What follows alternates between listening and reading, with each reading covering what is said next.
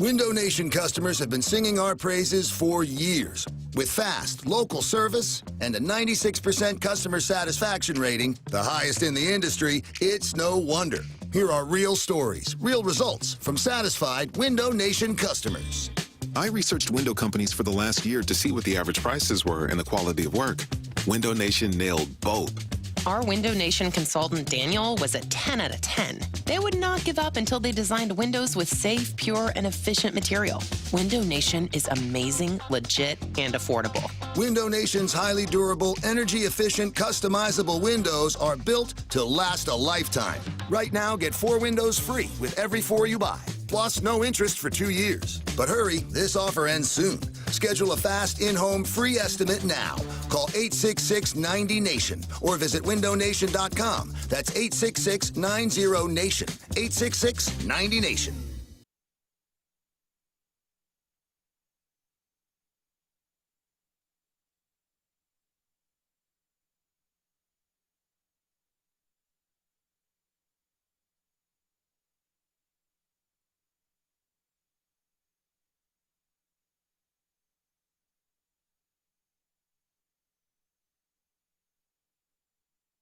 Seven o'clock in St. Louis. You are listening to The Morning After, presented to you by Brown and Crouppen on 101 ESPN and on the TMASTL YouTube channel. Tim McKernan, Doug Vaughn, Martin Kilcoyne with you on the program.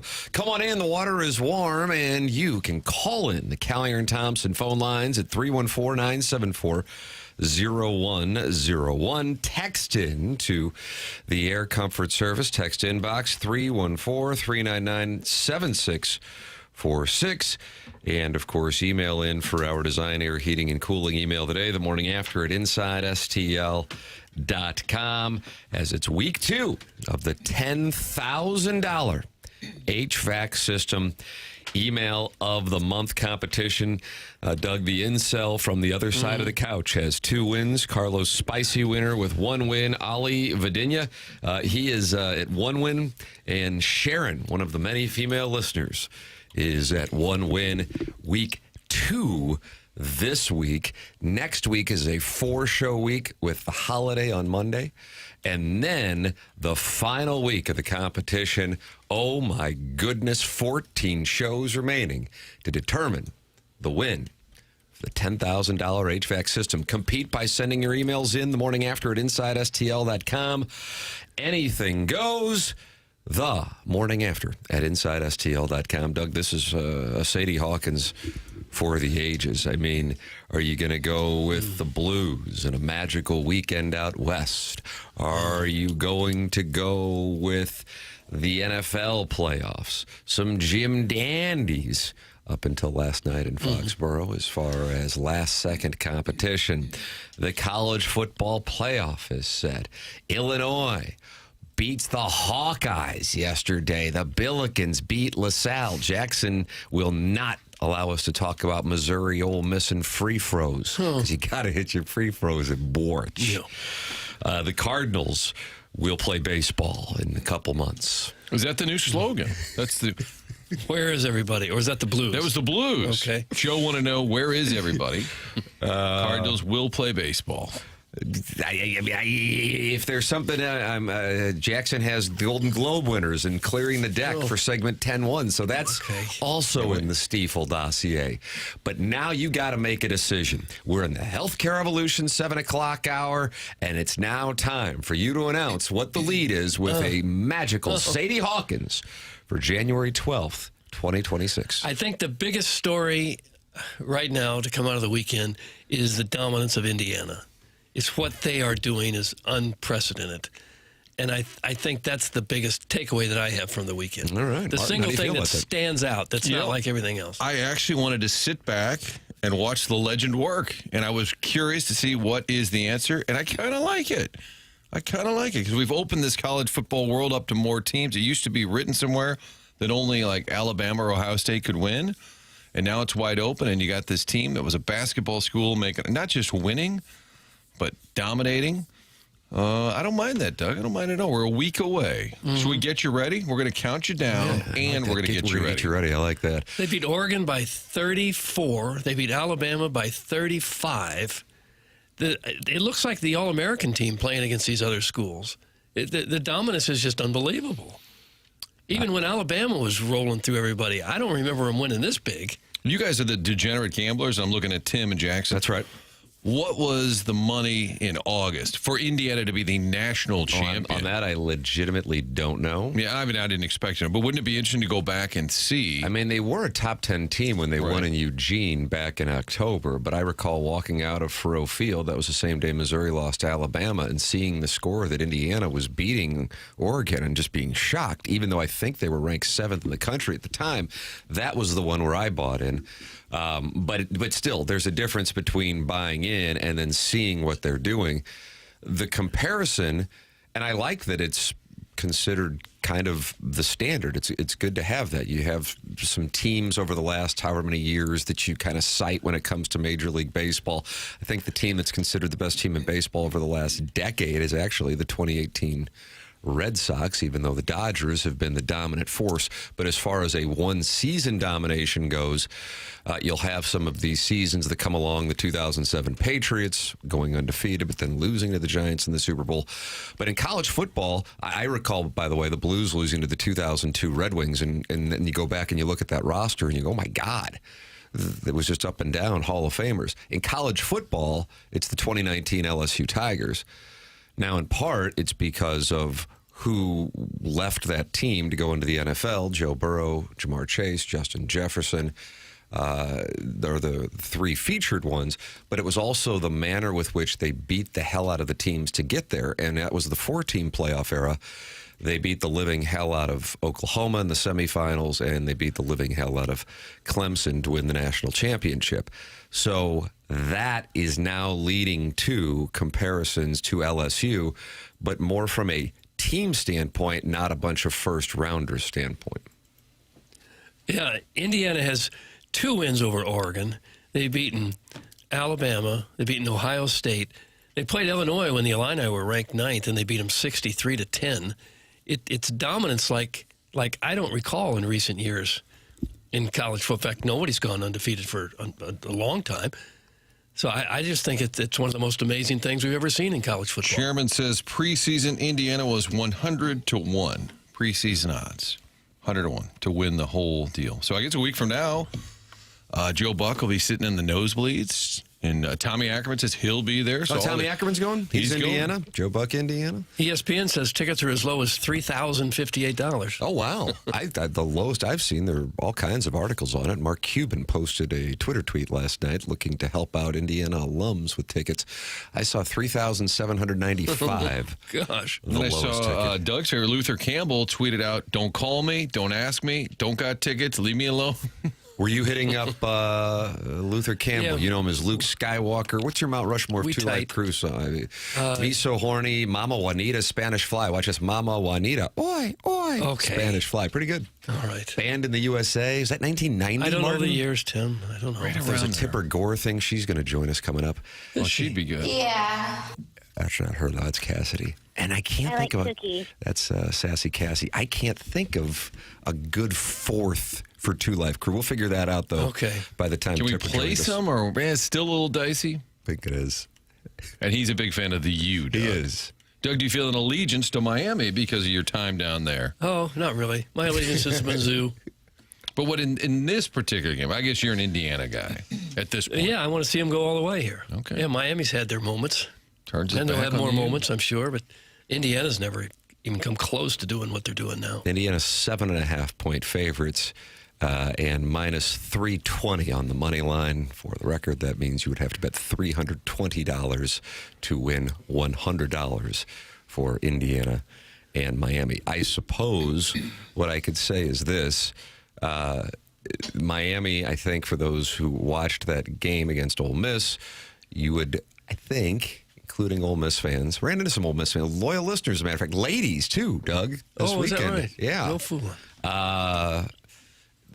And they are like, yeah, that the pass interference thing, but kind of recognize it's a Hail Mary situation. They were more like, we just didn't play well, and Miami outplayed Ole Miss, but the score probably wound up being a lot closer than it should have been. I think you had the perfect storm on the other side of things for the game that you said was our Sadie Hawkins lead, and that is Indiana played about as perfect of a game as possible, and Oregon had all kinds of debacles along the way. So, from that standpoint, Miami may be undervalued, and Indiana could be, although at this point I don't feel good about saying it, overvalued, considering they just beat the living hell out of Alabama and they beat the living hell out of Oregon. But from a perception standpoint, Miami should have won by more against Ole Miss, and Oregon contributed to the score against Indiana. With that said, Indiana's still winning that game by multiple scores, even if I think Oregon plays a good game. Yeah. You take away the pick six on the first play, a fumble. Oregon fumbled about their own 3 or 4 yard line. Had a block punt inside the 10. Those 3 plays all led to 3 quick touchdowns. Right. But even you take those away, and Indiana still wins. Doug, maybe the lead is just that football dominates this country. Yeah. And it couldn't be any more fun. Mm-hmm. Everybody's gathered around the old TV. The entertainment value. And Papers, you're younger. You like that association. But to rank them in terms of just getting you could go to a game, you could watch a game. Is basketball first over football? Go TV to a viewing, game. Go to a game. Basketball. Watch on television. Football all day long. And you think your age group, that's almost across the board? Football for both. Either way.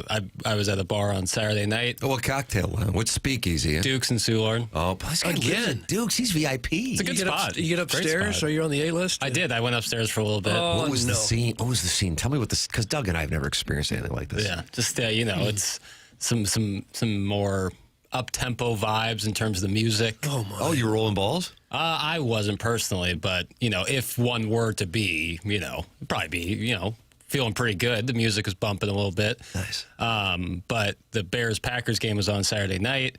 Blues game also playing at the same time. Everybody is staring directly at the televisions with the Bears and Packers games and going crazy during that. Obviously, a fantastic game, especially that fourth quarter. But all eyes fixed onto that, not really even looking at the Blues hockey game. So I think that was like a perfect underscore of what people in my age range are like. It's like NFL, college football is king. And I think the ratings would reflect that. Mm-hmm. I gave up on the Packer-Bears game. I saw it was 21-3 Packers. I said, okay, I can move on, watch some other things. Packers have got this one. You gave up. I live bet Chicago. Oh, Did you really? What'd you get them at? Plus 900. Oh! Yeah. It was a big day. Wow. Got healthy on Saturday. That's why you went to the upstairs place at Duke. Yeah, That's once right. you were rolling in that cash. That's right. That's right. Everyone look at me. Just hold that bet slip up in the air. I have to be on it, and I'm in a variety. How many group chats are you in? Too many. Oh, no. But the ones I love, I love. Doug, do you follow that? He's The in ones too you many love. of the ones he loves. Like too many is what, 10 or 12? Well, everyone makes a group chat for everything, It's like I'm not in any group chat. Yeah, it's Well, like we have the TMA I'm one. not It's a in it. tiny one. yeah, Counts. Yeah, It thank you, usually Mark. comes in at about 6:10 in the morning, and then it's quiet till about 6:10 the next day. I texted the boys today that Chris Kerber had texted me around 6:15 that he is feeling under the weather, so he is not going to join us today. And then we got a new sponsor here on the program, Polos Plus. I don't think they're scheduled for a live read today, but a new sponsor. And they're giving us all some merchandise to order. So the TMA group chat counts, Doug. Okay. So you're I in thought that was one. kind of a work thing, a necessary work thing. It wasn't just Jeez. hey, we're all pals around here. I consider a group of friends who happen to do a program. yeah. I thought we were coworkers. No, it's a friend forward group chat. I see. Doug seemed bothered. I was doing an interview with Ricky Prohl yesterday for Sports Final Number Tonight. 87. And after the interview, we were talking for a little bit, or maybe it was, I forget now what's on air and what's off air. But we were talking about his former Rams, Holt and Falk and Bruce, all these guys. They have a big group chat. And he said, man, I don't understand. These guys, do they not have nothing to do? He goes, it goes all day. He goes, it's back and forth and back. I go, so not just during like a big football game, you'd want those guys chiming in. He said, like Dre Bly hits it like 6-7 times in a row. It's like he's actually kind of annoyed. And I said, I think you can mute the conversation if you need to. The reason I bring up, I have all my group chats muted just because otherwise, but then you go back and enjoy the entertainment. But the reason I bring it up is I got the sense in multiple group chats that people were live betting the Bears. Now, Doug, full transparency, I was a little nicked up at Ice and Fuel. What do you mean by that? Get overserved. I don't overserve, but I didn't have all my faculties about me relative to if I were sitting at my house. I think I would have live bet the Bears as well. Yeah. Honestly. So it's interesting that so many people bet something that was plus, and I did see that it was plus 900, plus 800, plus 900, debating what it was. So tip of the cap to you for firing the bet, Doug. I was a little nicked up. Yeah, a little loose. You were a little loose. That's the best time to throw money around. Absolutely. Wake up the next day and find out what you did, in fact, wager on. Kind of like buying a puppy at an auction. Well, I knew that the Packers-Bears previous games, the Bears had scored like 54 combined points in the fourth quarter of their first two games. So it's like, you know that there's going to be a comeback. And I know Packer fans were feeling the same way. So, but when the Packers scored that touchdown at the end of the third or fourth quarter, go up 28-17, I was like, oh boy, here they go. But what are you going to do? My godson, cousin Joe, is at the game. He lives in Chicago. Oh, is that right? And he's lived there for a little while. And he said, I don't have a team. I might as well. This is during the season. He got on board with the Bears. So he bit the bullet for him and his girlfriend, paid a premium amount just to get in the building. And then it's 21-3. And you're thinking, God, he just wasted all this money. And I texted him and said, I don't know. The Bears won this same game 3 weeks ago. Yep. And then he stayed to the bitter end. An epic win for the Bears. Good for cousin Joe and good for Papers. Yeah, all my friends kind of did the same thing. If I bet the Bears, we were all in it together. Oh, God, that makes it Really? even fun. Oh, it And was you're so in the much upstairs fun. bar at Duke's. You probably had ladies everywhere. It was really fun. Were you nicked up at all? I was a little loose. Oh, were you? I was loose, you know. Do you still feel like your tolerance is a little low for a 27-year-old? No, I just don't drink like that like crazy. I only really drink beer. And so, like, if I'm really going to get... What about a nice port? That's only after a really good meal. An expensive meal, I like to finish it off wash it down with some port, which kind of tastes like sweet NyQuil. Oh. And I would say that just drinking light beer, like you'd have to really get after it. Like some days on the golf course, I feel like I'm a little looser. Yeah. But that's because I'm really going after light beer. Unless I'm drinking actual liquor, I don't think I get that. But what about messed when up. the Bears won and you knew you cashed in? Did you say, all right, everybody gather around and buy some Buy drinks? some shots? No. That would be a good way to lose that money I just made. But those are the bad decisions you make. When you win, you're on that high. It's true. It's true. Caleb Williams just turns it on in the fourth quarter. He got sideways with a little wheezy. You see that, Doug? I like that. No, I missed I that almost part. sent that to the group chat. I thought it might be inappropriate, so I just stayed away. That throw he made on 4th and 8 to Roma Dunze. Oh, how do you do, friends? Oh my God! Like he's like doing the Jordan pose, throwing across his body, and drops it right in the bucket with the season on the line. That's impressive stuff. Even if he wasn't all that incredible the whole game, when it mattered most, he stepped up. Ben Johnson's postgame speech, front page of ESPN.com. Doug, here is what the Bears head coach had to say after his, what did he spend, 3-4 minutes with Matt LaFleur at midfield? Half a second, maybe? Here is the head coach of the Bears. I'd hit the retracker.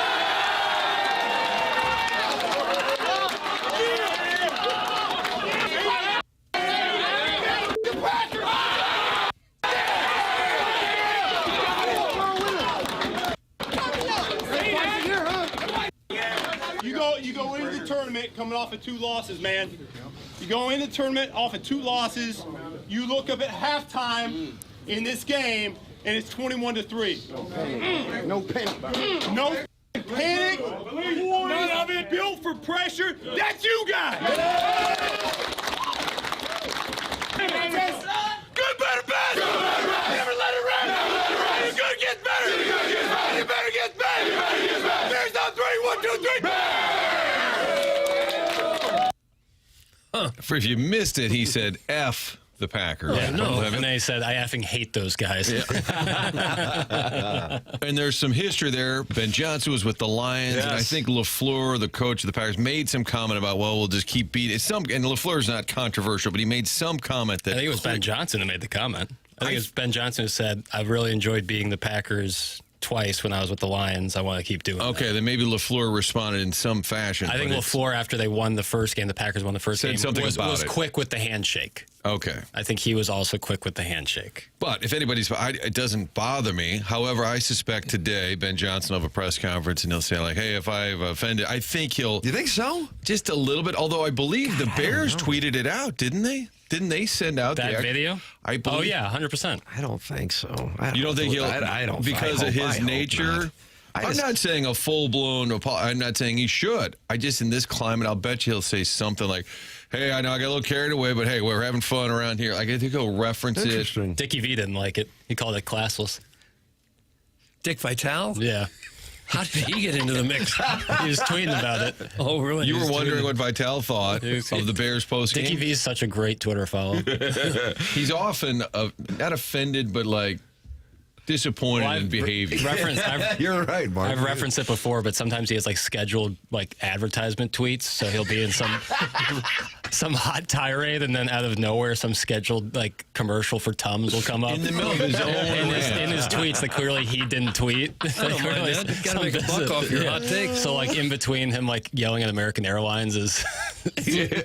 I'm so sick of Matt LaFleur's Lime beard. That's what that's called. That's a Lime I don't beard. know what it would be. Jackson, is that what they call it? It's Eric Let in me the take a Central look. West I don't End. really know what a Lime beard would be. Well, I'm not sure that there's an actual written definition. It's sort of an It's kinda- understanding. once you see it, you know it. It's like a chin strap that goes into a goatee. I can't really speak on facial hair. I'll just say that. How's that mustache? Did you get rid Shaved. of it? Gone. Oh, you got rid of it. Gone. Why is that? R.I.P. It wasn't working. I Did you shaved shave it before Dukes? Or did things not go well at Dukes for you? You go, you know what it's No, gotta I be shaved it mustache. before. I shaved it before. And then I like shaved it, and then I saw like my family the next day, and no one noticed until like the end of it was my brother's birthday yesterday. Happy birthday, Jess. And I shaved it, and like at the end, they're like, "Did you shave your mustache?" I was like, "Damn it! I thought it'd be the first thing people saw." So Maybe you could have offered that to some girl at Duke's. Some pretty girl said, hey, I just won my big bet. I'd like to celebrate. Why don't you shave my mustache for me? That's and then just wait for the mace, or should I do it to myself? Wait. The name of this segment now is Wait for the Mace. Because of the game tonight between the Steelers and Texans, the AFC is not certain, and therefore the schedule is not certain. The Patriots will take on one of the the Steelers or Texans. Meanwhile, Broncos and Bills on that side of the bracket, but they haven't announced the schedule because they want to see who everybody's playing.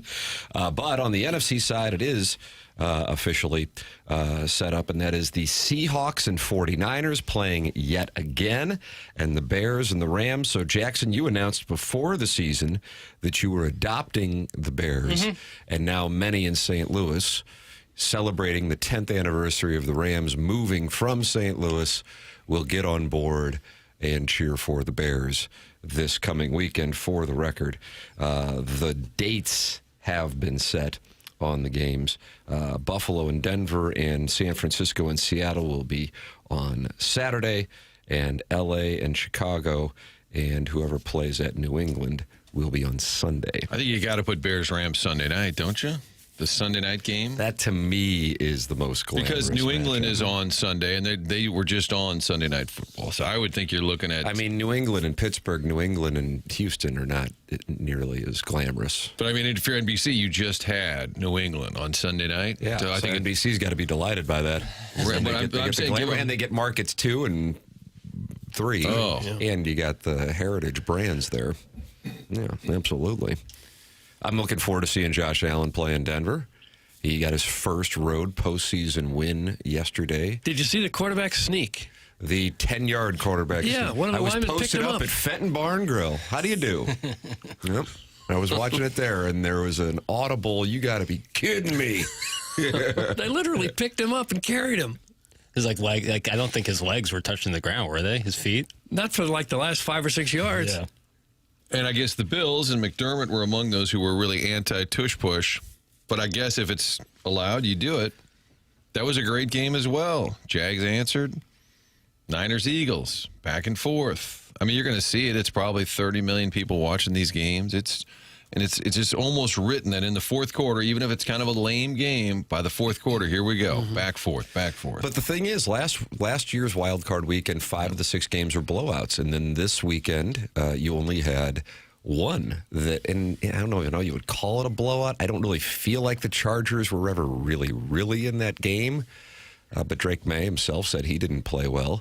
Justin Herbert said he didn't play well. So everybody's saying they didn't play well. But the other games were outstanding, and that went against what took place with the previous year. For the record, we're getting a bunch of texts saying there is not Sunday Night Football next week, Martin. I don't know if... Oh, okay. I thought there was a late game. There's like a 5:30 game. I guess it could be on CBS.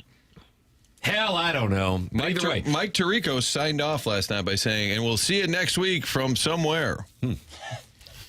Maybe it's the Sunday night, or maybe it's the Saturday night game that NBC has. Okay. I don't know. But that's going to be looking like it's going to be San Francisco and Seattle. Boy, if San Francisco can continue to win as beat up as they are, they're 7-point dogs in that one, for the record. Buffalo is a favorite. Denver, does that surprise you, Doug? You've been high on the Broncos, and I know John Vaughn loves the Broncos. Yeah. Buffalo's -1.5 at Denver. That would surprise me because Denver's been as good as anybody in the league all year. And they're at home. Definitely tough at home. Got that defense. He figures he's always going to be there, even if the quarterback's not on his game for some reason. I would think Denver would win that game. I don't know. I just don't trust Denver, but I could get on a Bills run here. Wouldn't mind seeing the Bills make a little run. Guys, it's just such a shame we don't have a team anymore. The league's so damn entertaining. It's from the 636, Doug. Well, that's true. It's got the Battlehawks. Hard to argue with that. Hard to argue with both. Well, yes, we do have the Battlehawks, and yes, it is disappointing and deflating that we don't have a team to be in the party. And the Rams, especially with our Chiefs not being in it, Doug, is it hard for you to watch the playoffs at all? With the Chiefs not being in it? No, the Chiefs don't matter, but what? The Rams have been a really entertaining team over the last several years now. Really entertaining. If you're not in St. Louis, congratulations. They got the game tonight. That's Pittsburgh. Right. Steelers, Texans tonight, and then the schedule will officially be set, but that'll be glorious with Saturday, Buffalo and Denver, Seattle and San Francisco. Sunday, New England and the winner of tonight's game, and the Bears and Rams. And then Monday night, the college football season will come to a conclusion with the Miami Hurricanes in their own building taking on the Indiana Hoosiers. 3 straight days of how do you do? And well, I'm fine. I don't think being in their building is going to help Miami much. I would look for Indiana to crunch them just like they're crunching everybody else. Don't give up. Well, I'm not giving up. I want to see Indiana win. And I think they will. I think they'll win rather easily. Hey, Doug, don't get your dauber down. We do have a team. It was the Chiefs until they started losing, and now it's the Bears. Come on, man. It's from the X and espresso. I can't get into the Bears.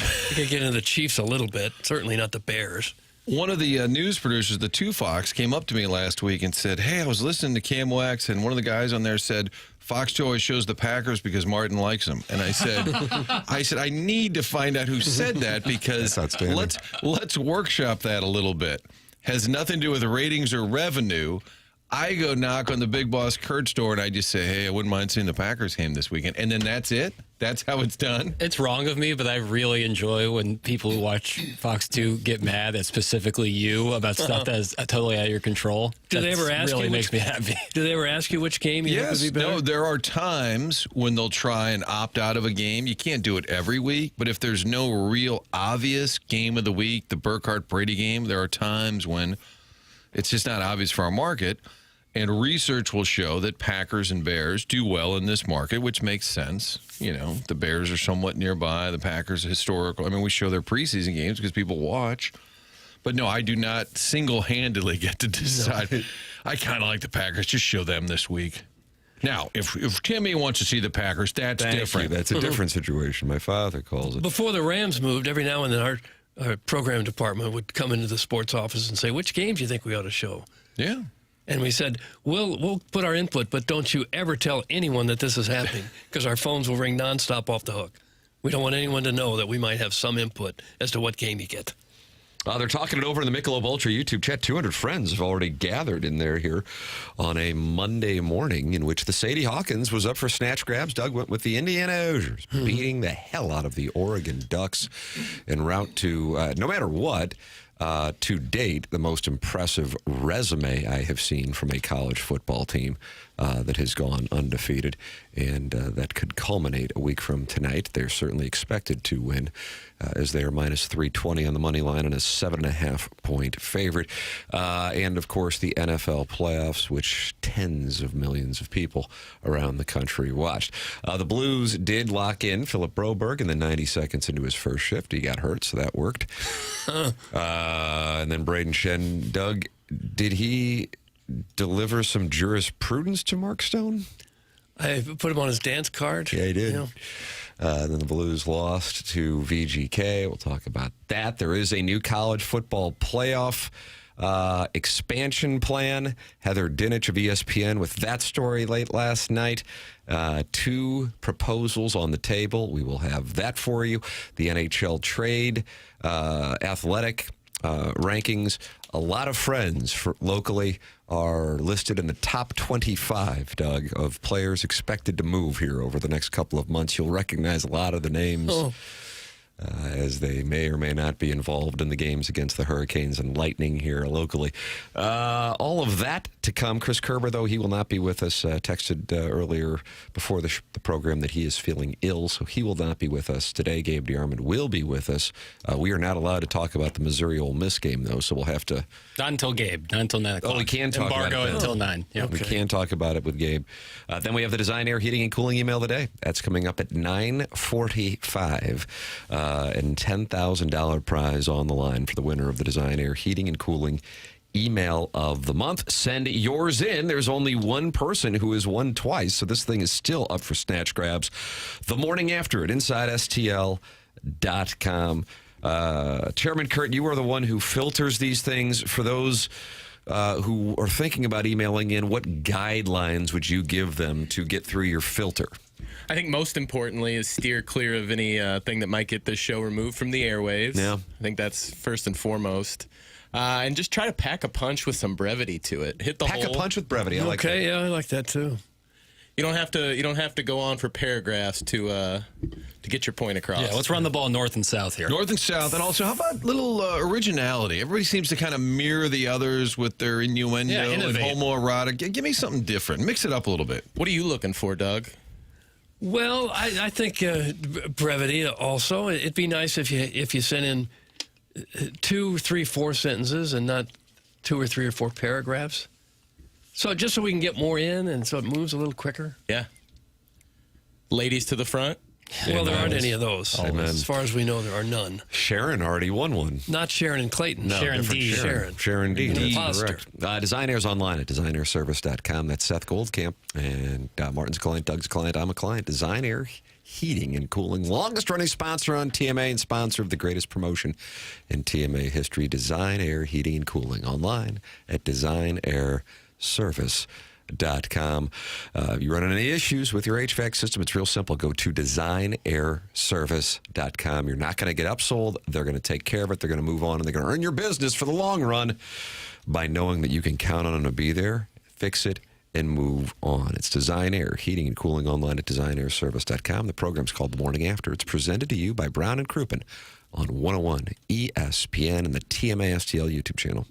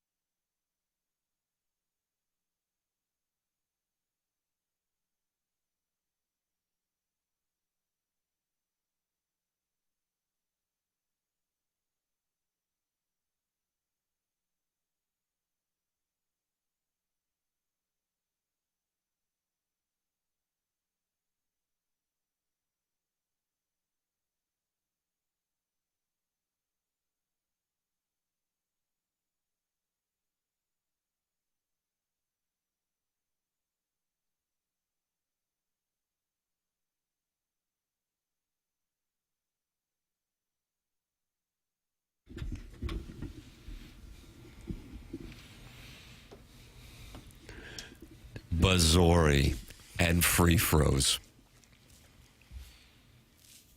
Papers, I'm glad you were able to pick yourself up after that and continue to enjoy libations at the upstairs bar. The way I was able to rationalize it, Tim, was if you told me that Missouri would be 2-1 in the SEC following that loss to Illinois, I'd be pretty excited, especially if those 2 wins were against Florida and Kentucky. Mm-hmm. So like Gabe said with us on Friday, go 1-1 every week and you're probably in the tournament. So they lost one that they probably should have won. They'll have to make it up with one that they might be favored underdogs in. That's just how it goes. This is how a guy gets through a Saturday night and then winds up rallying with a live bet on the Bears at halftime and then has ladies all over him at the upstairs bar, Dukes. But Ole Miss was barely a 500 team even through the preseason, to the the non-conference schedule. That's not a great team that they lost to. It's not a good team. Probably one of, if not the worst team in the SEC. But it's hard to win on the road. And like I said, you'll have to make it up somewhere else. They'll be all right. Look at this guy. Gosh. It's frustrating with free throws, but that's on the players. You can get mad at Dennis Gates all you want. I'm not mad at Dennis Gates. D1 players have to be able to make free throws, and you can practice it all day in practice, but if you can't make them, you can't make them. So that's even on them. January, the importance is still heavy, but not like it is in March. Okay. And most of all, April. If you're lucky for the record, Ole Miss is 69th in the Ken Palm ratings. Mississippi State 72nd. To give you some context, Bazzori is currently 57th. The Billikens, after beating LaSalle, and what a facility they have, the Billikens are now 34th in the Ken Palm, and Illinois is up to 7th after. I mean, that's an impressive win. They were dominating that game. It got a little close toward the end yesterday, but to win in Iowa like that, Illinois ranked 16th going in, Iowa ranked 19th going in. That's a damn good win. Illinois, man, I'm telling you, 7th in the Ken Palm. If you're looking for a futures play, Doug gave you Miami, the Hurricanes, a futures play. You're not going to get the same value on Illinois, but that's a team. They're built for March, man.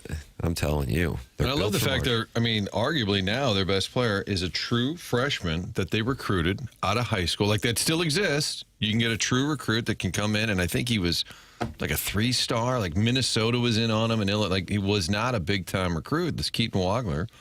And most nights, he's now their leading scorer. A true freshman. He's not a portal guy. An actual Jackson, you're still allowed to get a recruit from high school, bring them to your campus, and play them. Ask BYU.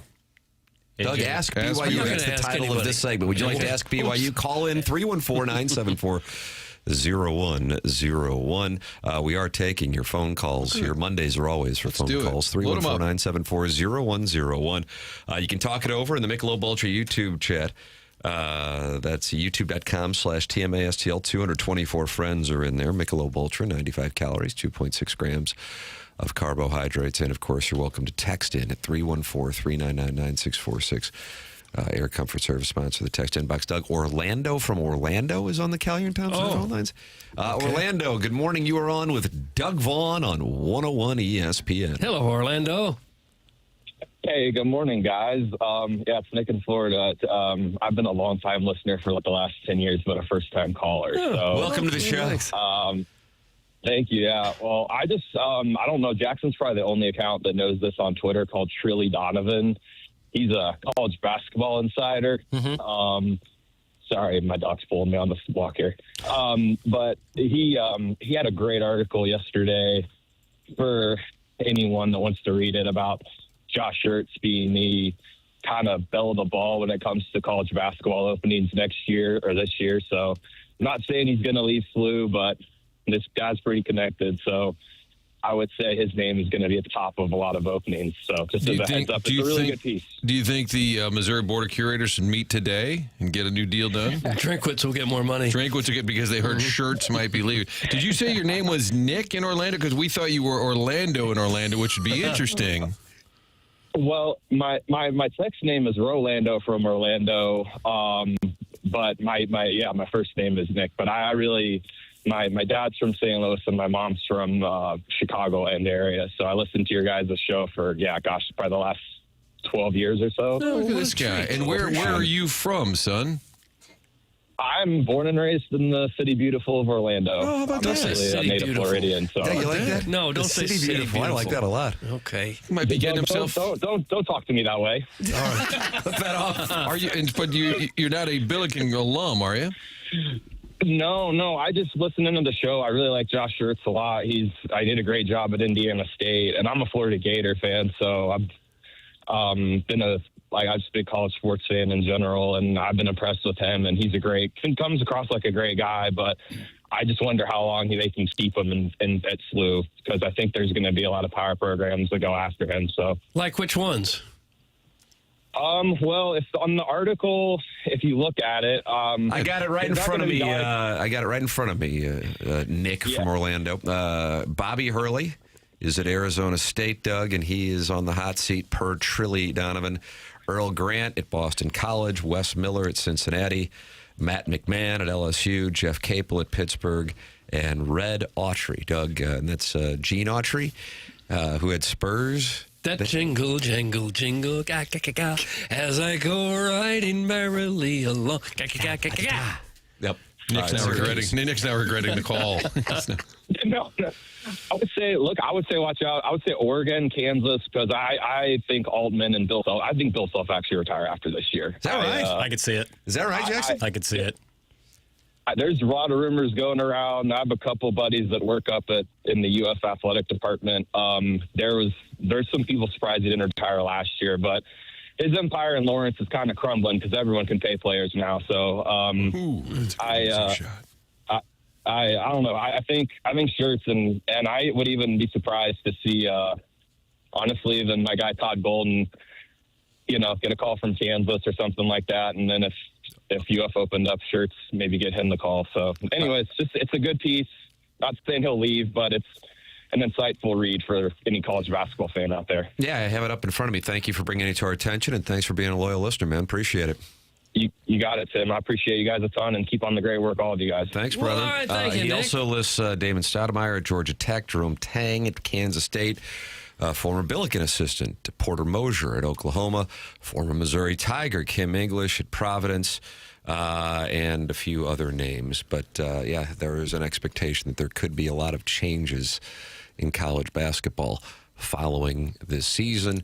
My theory is that Dr. Chaffetz will do whatever he can to keep him here. And Josh Schertz, for those who, such as Nick, heard him on our show telling his story, he didn't even want to leave Lincoln in Tennessee to go to Indiana State, and then had to kind of be encouraged by Lincoln to go, hey, you've got to spread your wings here. And that's why he took the interview. I think he said he was turning around as he approached Terre Haute because he didn't want to leave. He was comfortable. So I'm not sure on that. At the same time, going from, and I use the comparison with Schertz with Pinkel and going, I just don't think he's a guy who wants to leave. I think we would all agree Missouri at that time in the Big 12, a different situation than St. Louis University in the A-10. Now, St. Louis University can eventually get to the Big East, might change the game. Josh Schertz could be the one that plays the biggest role in getting him there. But I'm just not as sure as I would be with somebody who doesn't have his personality traits. Right, you're around these guys, you can usually tell they're looking to leave, or they can't wait for that next, or they can't wait to plant a seed that, my name's on a list somewhere. Like, he's just not that guy. But in some of those jobs you mentioned, probably would pay more, better conference, but some of them aren't that exciting. But if you had a really, really great run and you're having this Billiken team in the postseason with a gaudy record, you're going to get some calls. There's no doubt about it. Especially as we've talked about with the scheduling thing that goes on with the mid-majors. If that is to continue, I can see coaches at mid-majors getting really frustrated. Yes. And if the big jobs come open, maybe it's not what they would ideally love, but it's a chance to get away from the scheduling issue. So, for example, if Illinois blows that big lead yesterday, and they were up big, and to Iowa's credit, they came back, and then Illinois was able to hold them off for what was another good win for the Illini, it kind of doesn't matter. Yeah. Now, Illinois is at a different level. They're 7th in the Ken Pom. They're a legitimate national championship contender. Missouri losing against Ole Miss. Jackson huge Missouri basketball fan here, not despondent over it because they beat Florida and they beat Kentucky in the same week. But for Josh Schertz, if they lose to VCU on Wednesday night, the season is on thin ice. Yeah. One game, and it's because of the scheduling situation. So that's why I say it's not apples to apples. He goes to any of those jobs that I list, and he's going to be able to pick who they play in the non-conference, much less have much more latitude in the conference where you're not playing one game that could determine the whole thing in the month of January, or some random tournament in Palm Springs where you lose on a fluke play to Stanford. In addition to what would potentially be significant compensation and NIL. I don't know, so those two factors. So if he leaves, he would be Robin Williams and Chris May would be Matt Damon, and he would be saying, it's not your fault, like I have no choice. Good Will Hunting, Doug, right. 1987. Does that work, Doug?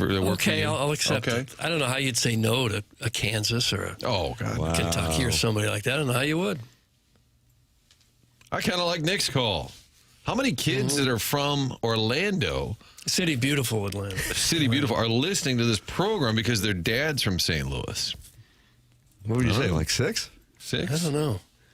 I was at the concession stand at the Enterprise Center Friday night for the ice skating event, and the guy waiting on me there said, hey, I'm ex-military, did 3 deployments overseas. We listen to you guys all the time in the Army. Really? Yeah, we have like a map of where people across the globe listen, and it's sometimes a little jarring. I've always said big in Chile. Really? Yeah, they love us in Chile. Really? Yeah. All right. But you'll see like countries where a lot of American soldiers are stationed, and there's a decent amount of people. Are you being serious? 100%. You want to hear the top 10 countries for TMA, Martin? Top 10 countries. This isn't Larry Nichols. This isn't Larry Nichols' list. Hold on, is this a bit? Are Jackson and Kurt doing a bit? Is this serious? Nope. I'm going to go in descending order. Number 10, Sweden. Yeah, that makes sense. Right. Did you see Robin's performance on The Late Show of her new album, Sexistential? Yeah, that's why people are listening to it. It's unbelievable. Jackson, can we have that as return music? Absolutely. It was jarring. They're not happy that a 50-year-old woman is getting very comfortable with her sexuality. And if that's the case, I say don't go to Brio. Yeah, seriously. Get lost. Somebody asked if this is a hand-drawn map by Jackson's known skill. Do you do that at the bar on Saturday night? Yeah. Hey, ladies, you want to see me freehand draw a map of the United States? Ask women to shave me. Clip that off. That's my 1-2 punch. Wait for the mace, dork. Number 9, the Bahamas. Yeah, it makes sense. Yeah. People want to lean back on the chaise lounge or the boat drink and throw on TMA. Listen to Gabe. Number 8, Hong Kong. Yep. 7, Down Under. Okay. 6, Switzerland. Yeah. 5, the UK. 4 is Mexico. 3, Canada. 2, Singapore. What? I said Singapore. Yeah, I heard it. I'm just surprised by it. Senator, I'm from Singapore. And number 1, the United States of America. There it is. How about that? As always. How do you track that exactly? It's IP address. Yeah. And VPNs. And VPN. So this is not a bit. You guys are being serious. 100%, man. So we're big. We're big in Singapore. This is Brian Henson surprised we aren't in the top 10 in South Korea. He says, I've introduced the legend of Mr. Tim and tales of Mr. Martin to friends and family in old country. No. Okay, that's a lie, but I do peddle nudes of Doug in Middle Eastern lands. Thanks, and free perk 2026. That's Brian Henson.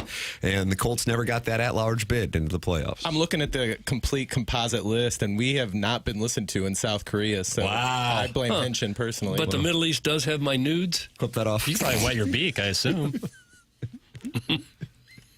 What's happening? Harrison's brother Master has made his first appearance in today's Air Comfort Service. Get ready, Papers. Get ready. Good analogy, Martin. It is 2026, maybe something a little more current would work. That's from Harrison's brother Master, and he's not happy with Martin for what? The Good Will Hunting Good Will reference? Hunting. What do you want, fucker? You want something? Huh?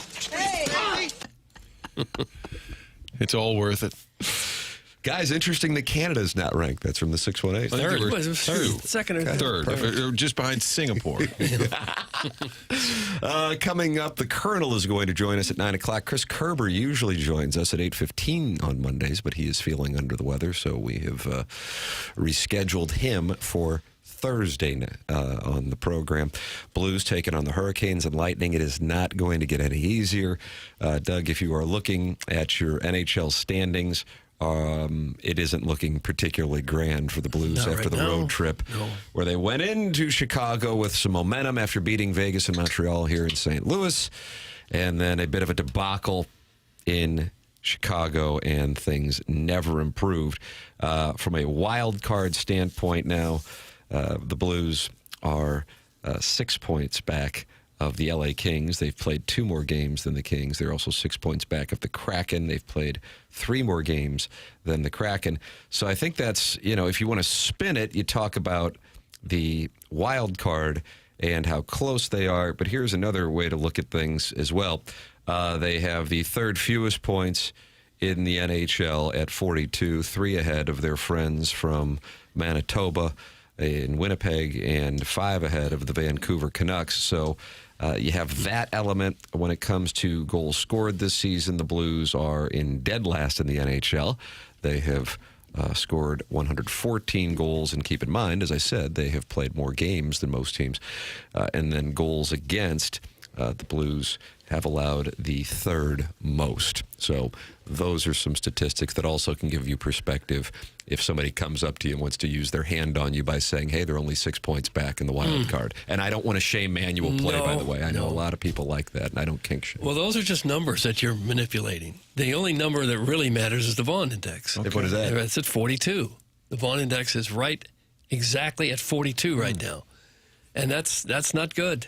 You'd like to be in the 50s by this point in the season. There's a lot of numbers you can flip around, like Tim was alluding to with NHL. The standings kind of look like a zip code. To me, they've played 46 games. They've won 17. They've played 46 games, and they've won 17. Nice.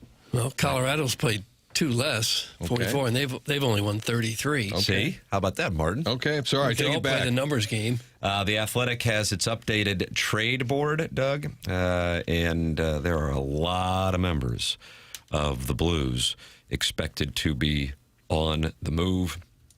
Justin Falk ranked 9th. Robert Thomas, about that, 11th on the trade board. Jimmy Snuggerud's antagonist, Logan Stanley, by the way, might be on the move. Jimmy Snuggerud's on the list? No. Remember from the playoffs, Logan Stanley, who's I guess he's got a size edge maybe on Snuggerud. He really wanted him on his dance card. 7 games into his NHL career. Slight gentleman, Logan Stanley. Jordan Binnington is 18th. Coincidentally, Nazem Kadri right there next to him. He's at 19th. Also from the Blues, Braden Shen, 25th. And St. Louis Blues legend Ryan O'Reilly is 26th. He, at the moment, of the Predators, and Jordan Kyrou is 35th. I think it is of note, though, that Thomas is up at 11th and Kyrou down there at 35. I think if you ask most Blues fans, the expectation, or perhaps the hope, would be that 25 would be on the move here in the next couple of months. Do you feel, if you had to bet, Martin, that Kyrou or Thomas will be traded by this year's trade deadline, where would you fall on your wager? I don't see Armstrong trading Thomas. I just don't think they would do that. But I think they'd be certainly open to trading Kyrou. What's the value right now in return based on the contract? It's one of those Cardinal-type arrangements. What are we giving you? What are you giving us? I think, and Kyrou might say, hey, listen, I'll take a fresh start. Even our guy Sevi Savard was going after Kyrou on Twitter the other day. Shocking. But I would say Thomas getting traded, I'm going to give you 15%. Yep. Kyrou traded, I'll give you 30%. Yep. But I do believe you have to do something here. This thing is not working. And I think when people say the core, it's kind of easy to just throw that around. But I think it is fair to say that since the Stanley Cup, 7 years ago, they've won 1 playoff series. So it's time to be kind of honest about who they are. We've always said that with the Cardinals. Like, just look at the results in front of you and don't fool yourself. This year, and anything can happen, Doug. Anybody can get hot and win a baby. It's not happening with this group. No, I thought about 6 or 8 games ago, I thought it was probably a little too early still, because they were showing signs of some life, but not many signs of life here lately. And now the Broberg's hurt. We don't know how long he's going to be out. That doesn't help the potential of climbing back in the race either. So I think they're pretty much faced with the reality that they're going to have to move some people. Sharon and Clayton, Doug, as you know, she has formed an alliance with Harrison's brother Master for 2026, and she says definitely saw an uptick of peeps calling for Cairo to get dealt. Master and I may get our wish. So Sharon and Clayton speaking on behalf of the alliance with Harrison's brother Master. She's certainly embracing the alliance. Let's see. You have to wonder, what can you get for Cairo right now? He makes a lot of money, and he's not being very productive. It's a hard guy to move and get much in return for. Goal scorers are hard to find, Doug. That's what if he scores, as long as he scores. But I'm saying you pick up the phone, you call the other GM, and you say, you know what they say, goal scorers are hard to find. That's how you start the sale. All right. I wonder what he's doing. Ms. Haylock? Yeah. St. Bart's. Good morning. Hello. Hello, Mo. You're welcome to get involved. 314-399-9646. Air Comfort Service text inbox. Many have gathered this morning in the Michelob Ultra YouTube chat. 242 friends are in there like the Nipper School Monitor. Deep Voice Dude, Bourbon Bob, MD 2020, the Go Stick 92. They're all there and talking it over. Open up your YouTube app, type TMA STL, and 6,440 friends have subscribed to the TMA STL YouTube channel. Subscribe to the Michelob Ultra YouTube channel. And, of course, email in for our Design, Air, Heating, and Cooling email the day, the morning after at InsideSTL.com. I recommend Dr. Brandon Pryor and 100 West Dental. Man, did he save the day for me over our holiday break. Not only getting me in and taking a look at a tooth that needed a root canal, but then getting me in the day before Christmas Eve to get the root canal done at an endodontist. Always will be grateful for that to Dr. Brandon Pryor. You go in there, it is a first-class dental operation, both with the staff and then also the technology.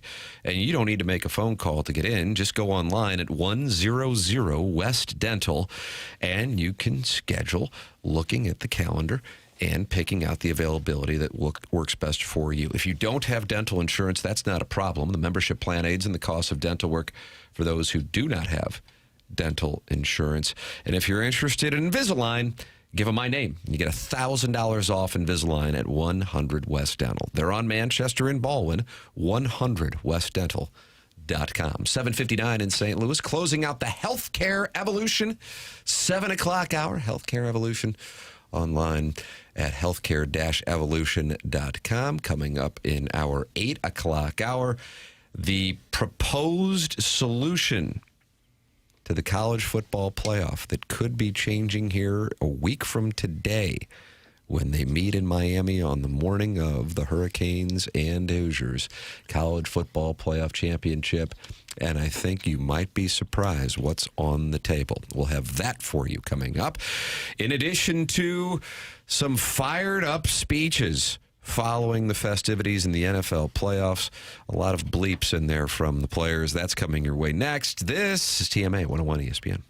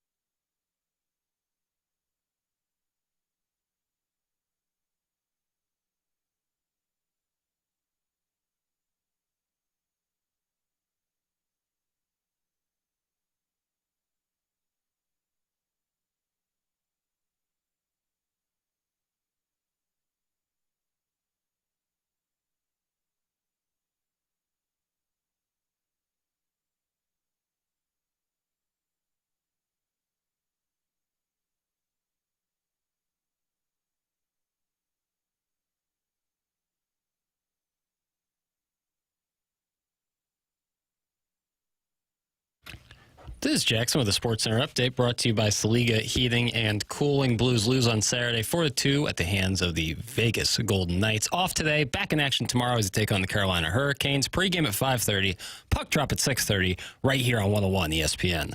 That was another Sports Center update brought to you by Saliga Heating and Cooling, a Daikin heating and air conditioning dealer.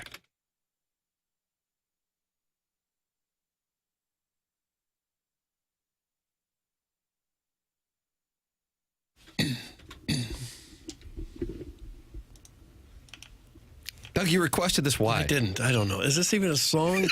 Or is this a skit that somebody did in the 5th grade? This is not a song. Did you ask for SZA? No. This is not SZA. Did you ask for Sexy Red? Who Not were you Sexy requesting? Red. I'm asking Nobody. who. Okay.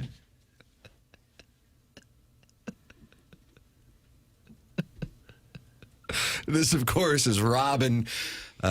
You know those Philadelphia Phillies fans love singing "Dancing on My Own," but she is making a return. Is it her first album in 6 years or 7 years? I don't know. And she performed "Sexistential" on The Late Show last week, and it did not go well. What a shock. I mean, that's garbage music. Come on. Let's be real. Jackson, do you like "Sexistential"? It sounds great to me. Not personally my thing, you know. But we are big in Sweden, as we just found out in the last segment. So I don't want to disparage any of, some of Sweden's, some of Stockholm's finest, Robin included. Who could possibly be in Sweden want to listen to this? We don't have a military base there with St. Louisans, right? We don't have a military base in Sweden. Thank you. Well, probably some movers and shakers who do some international business. Because a lot of Switzerland also big. Probably a lot of people in Geneva. Why? Because we got international moguls who listen to this program. That's right. I felt like that list included a lot of people who are on vacation. If you're in the Bahamas or Mexico, you're dialing us up. IKEA board members. But nobody vacations in Stockholm. I think it's the Broberg signing. I was thinking the Broberg signing. Maybe Steiner's family tunes in just to see if we give him a shout out. Right. Inducted tonight into the Hall of Fame. Shout out to Sweden and Steiner. The Blues signing Philip Broberg, which boosted our numbers in Sweden. 6-year deal, Doug. Blues said 4. He said 8. We'll be in the middle. Let's make it 6. It'll be great. 90 seconds in. How do you do? Mark Stone. That'll wrap that up. So 2 nights after they couldn't find Joel Hofer, they extend Philip Broberg, and 90 seconds in, he's out. Sometimes you have one of those years where the best intentions aren't enough. Just everything seems to work against you. Jackson, you have a potpourri of Blues postgame sound. What is your favorite one from the weekend that was in Salt Lake and Las Vegas? Probably just this Robert Thomas clip talking about the road trip itself. Yeah, obviously this was a big road trip for us, and coming off 2 big home wins, we're disappointed with this trip, especially the way it started. But we started to gain some momentum, in Utah and tonight, and just got to stick with it. We're getting chances. They're starting to go in a little bit more now, and we just got to keep on going. Well, that's all you can do is keep on going. Yeah, contractually. They need to keep on going. Win about 10 in a row. What are you guys thinking? Well, we have to show up. We have a game. You're playing that garbage? First segment of the day and first text in a while. Any chance we get some Grateful Dead coming back from breaks today? And they're on a Bobby Weir passing away over the weekend. Doug Bob Weir. Yeah. Founder of the Grateful Dead with, of course, Ron Pigpen McKernan. Is he my uncle? I guess it could be. Well, it's funny. I got Shakedown Street queued up, ready for next segment. But you wanted to go with Robin's Sexistential because it puts you in a good headspace. Well, we talked about it, and I figured, we was part of the links. We found out that we were big in Sweden, so I figured it's time to. And the Broberg signing. It all felt kismet. Don't say kismet. Okay. Bobby Weir. Okay. Founding member, Doug, like Jerry Garcia. Was an Ron Pigpen McKernan. Show Pigpen love. EOD. Happens. What are you going to do? Yeah. And then the other McKernan was the barrel guy for the Broncos? Tim McKernan. And one of the years I played in the World Series of Poker main event, I was seated right next to his brother. Oh, nice. How about that? What are the chances? Also a McKernan, I assume. That's correct. That's the way that it works. Sometimes. Emilio Estevez and Charlie Sheen. I told you. That was a conscious name change. Sure, but, maybe this guy wants to distance himself from the barrel man. I don't know. So we're playing the name game. I told you I was at Chaser's podcast studios. I think that was off air for the record. Was it? I can't remember. Oh, maybe, I can't remember anymore, which could be dangerous. But I was at Kelly Chase's podcast studio yesterday, Ice Guardians, and he's hanging out, recording some stuff. We did an interview because he's getting the True Blue Award, which is fitting tonight, Blues Hall of Fame induction. But he's got Brett Hull's sitting over there. Tony Twist is over there. All these players are walking in and out, left. And I finally said, Chase, I said, who's the guy in that chair? I don't recognize him. I'm embarrassed to say it. He said, well, you wouldn't know him. That's my brother. And I said, oh, okay. So you can't. But that Ice Guardians is blowing up. He said, Hully said he comes in about once a month, and it's like the Wheel of Fortune. They just knock out a whole bunch of podcasts. Check it if you're a Blues fan. You haven't listened or watched. It's Ice Guardians. Chase was on with the boys from Spittin' Chicklets, and the story he told about meeting Gordie Howe is phenomenal. I was thinking about it, but it's 5 minutes, but still worth it, honestly. So major recommendation. Spittin' Chicklets social media account. You can catch it there. Biz Nasty, Doug, you know that Biz Nasty. He said it might be the greatest story he's heard in the history of that show. Really? Yeah, which is saying something considering the stories that are told on that show. So Chaser bringing it, and I would imagine he will bring it strong tonight at the Blues Hall of Fame ceremonies. The program's called The Morning After. It's presented to you by Brown and Crouppen. We are in the Fisher Window and Door Store, 8 o'clock hour. Tim McKernan, Doug Vaughn, Martin Kilcoyne with you on the program. A gentleman by the name of Jackson Burkett has embargoed talk of Missouri's basketball game against Ole Miss until 9 o'clock when Gabe DeArmond will join us on the Stiefel dossier. If you want to call in like Nick from Orlando did while walking his dog, you can do so. Collier and Thompson phone lines 314-974-0101. Nick from Orlando talking about Trilly Donovan, Doug? Mm-hmm. Is that Trilly Donovan? I don't know. And he's got Josh Schertz being the glamorous name in college basketball coaching circles at this point in the season. 314-974-0101. 314-974-0101. How about this from Harrison's brother Master? Chase was excellent on Chicklets. That's a rare compliment from Harrison's brother Master. Not for us, though. Correct. That podcast is awesome. Great story after great story. That's from Mahomes' long body. Doug, I listen to TMA every day for the 2 years that I lived in Switzerland. That's from the 636. How about that? This guy lived in Switzerland. What was he doing over there? I wonder if he was laundering money for Jordan Belfort? Could have been. They are neutral, you know. Well, what were you doing over there in Switzerland? You can call in 314-974-0101. I've never been to Switzerland. I've never been to Europe. I'm not a well-traveled man, but I'm meat and potatoes. I'm a hard-working guy. Clock in early, leave late. Last one to turn the lights off, and I'll turn them on 2 in the morning. I don't know. South City's fine. Sounds like a janitor. That's your whole world, that's fine. It's just a custodial resume. By the way, Chase did, and I don't know if he has said this. I can't, with his health battles, but he said he is in remission. That was about a month and a half ago. But he's dealing with so many other health issues that are his hearing, his vision, that hopefully those will clear up. But huge news that he is in remission. He said the process just to even find that out involves like a spinal tap and all really painful procedures, but in remission. Huge news. He said now he's really trying to just put on some weight because he's really frail. Bless. Yeah, that's great. But the induction tonight, you got Steiner, Jax, Doug, that would be Alexander Steen, Barrett Jackman, and then the late, great Al Arbor. And that will be able to be viewed. Jerkwood from Kirkwood asking if it's going to be on. It'll be on Matrix Midwest Live. Doug's hosting the pregame. I'm not hosting. I didn't know you were doing that. No, I'm not That's hosting. Awesome. Congrats. No. I know you want exposure. Haven't been there in 5 years. I don't know if I can watch it. Like, if you're a YouTube TV person, do you get that? I'm in 100% crowdsource mode right now. Because I would love to watch. I mean, just put it on YouTube if at all possible. I imagine it's probably on there somewhere. I haven't found it on. I don't really look for it. It might be on YouTube after the fact, but live. I wouldn't mind watching it live. Yeah. Oh. Well, hell, somebody will they're text fun in. nights. They're fun nights for sure. Let's see. Eating chocolate and cheese and pocketing watches. What else? That's from the 314. What in the world would that mean? Why would you send us that note? Is that a Switzerland reference as we talk Switzerland? I think it is, Martin. I think that's what he's doing in Switzerland. I'm with Doug, though. I kind of want the Switzerland guy to call in to tell us more about his 2-year stint that he had in the Alps.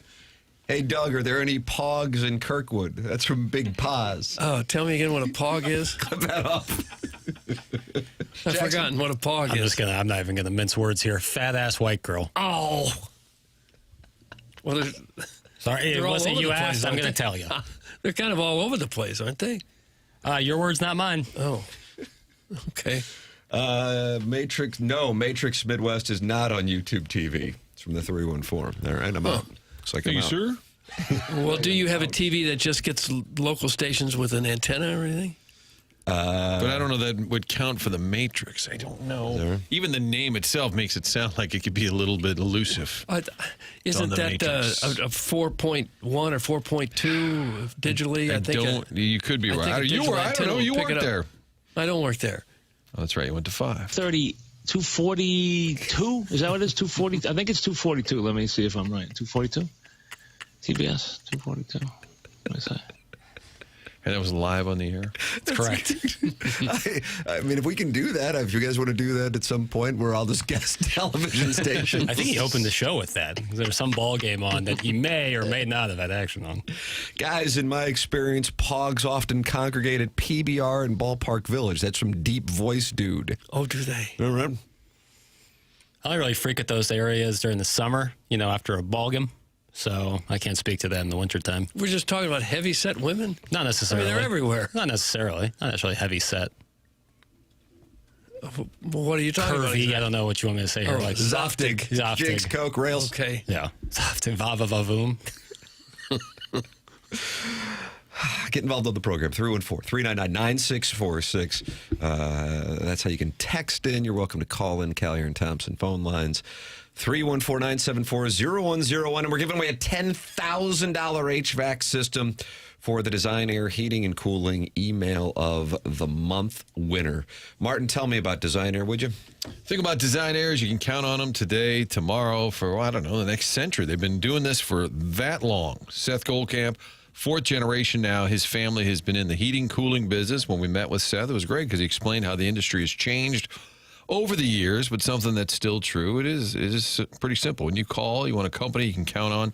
And then when they come out to your home, you want to make sure you're not getting sold or high-pressure sales. There's nothing worse than that. They're in your home to repair something, and then they start doing the old high-pressure. They don't do that. That's something they're really proud of at Design Air. They'll get things repaired, move on to the next. That's what they're all about. Family-owned business. Employees enjoy working there. It's just a great team. You can tell they're good at what they do, but they also enjoy what they're doing. I've worked with them.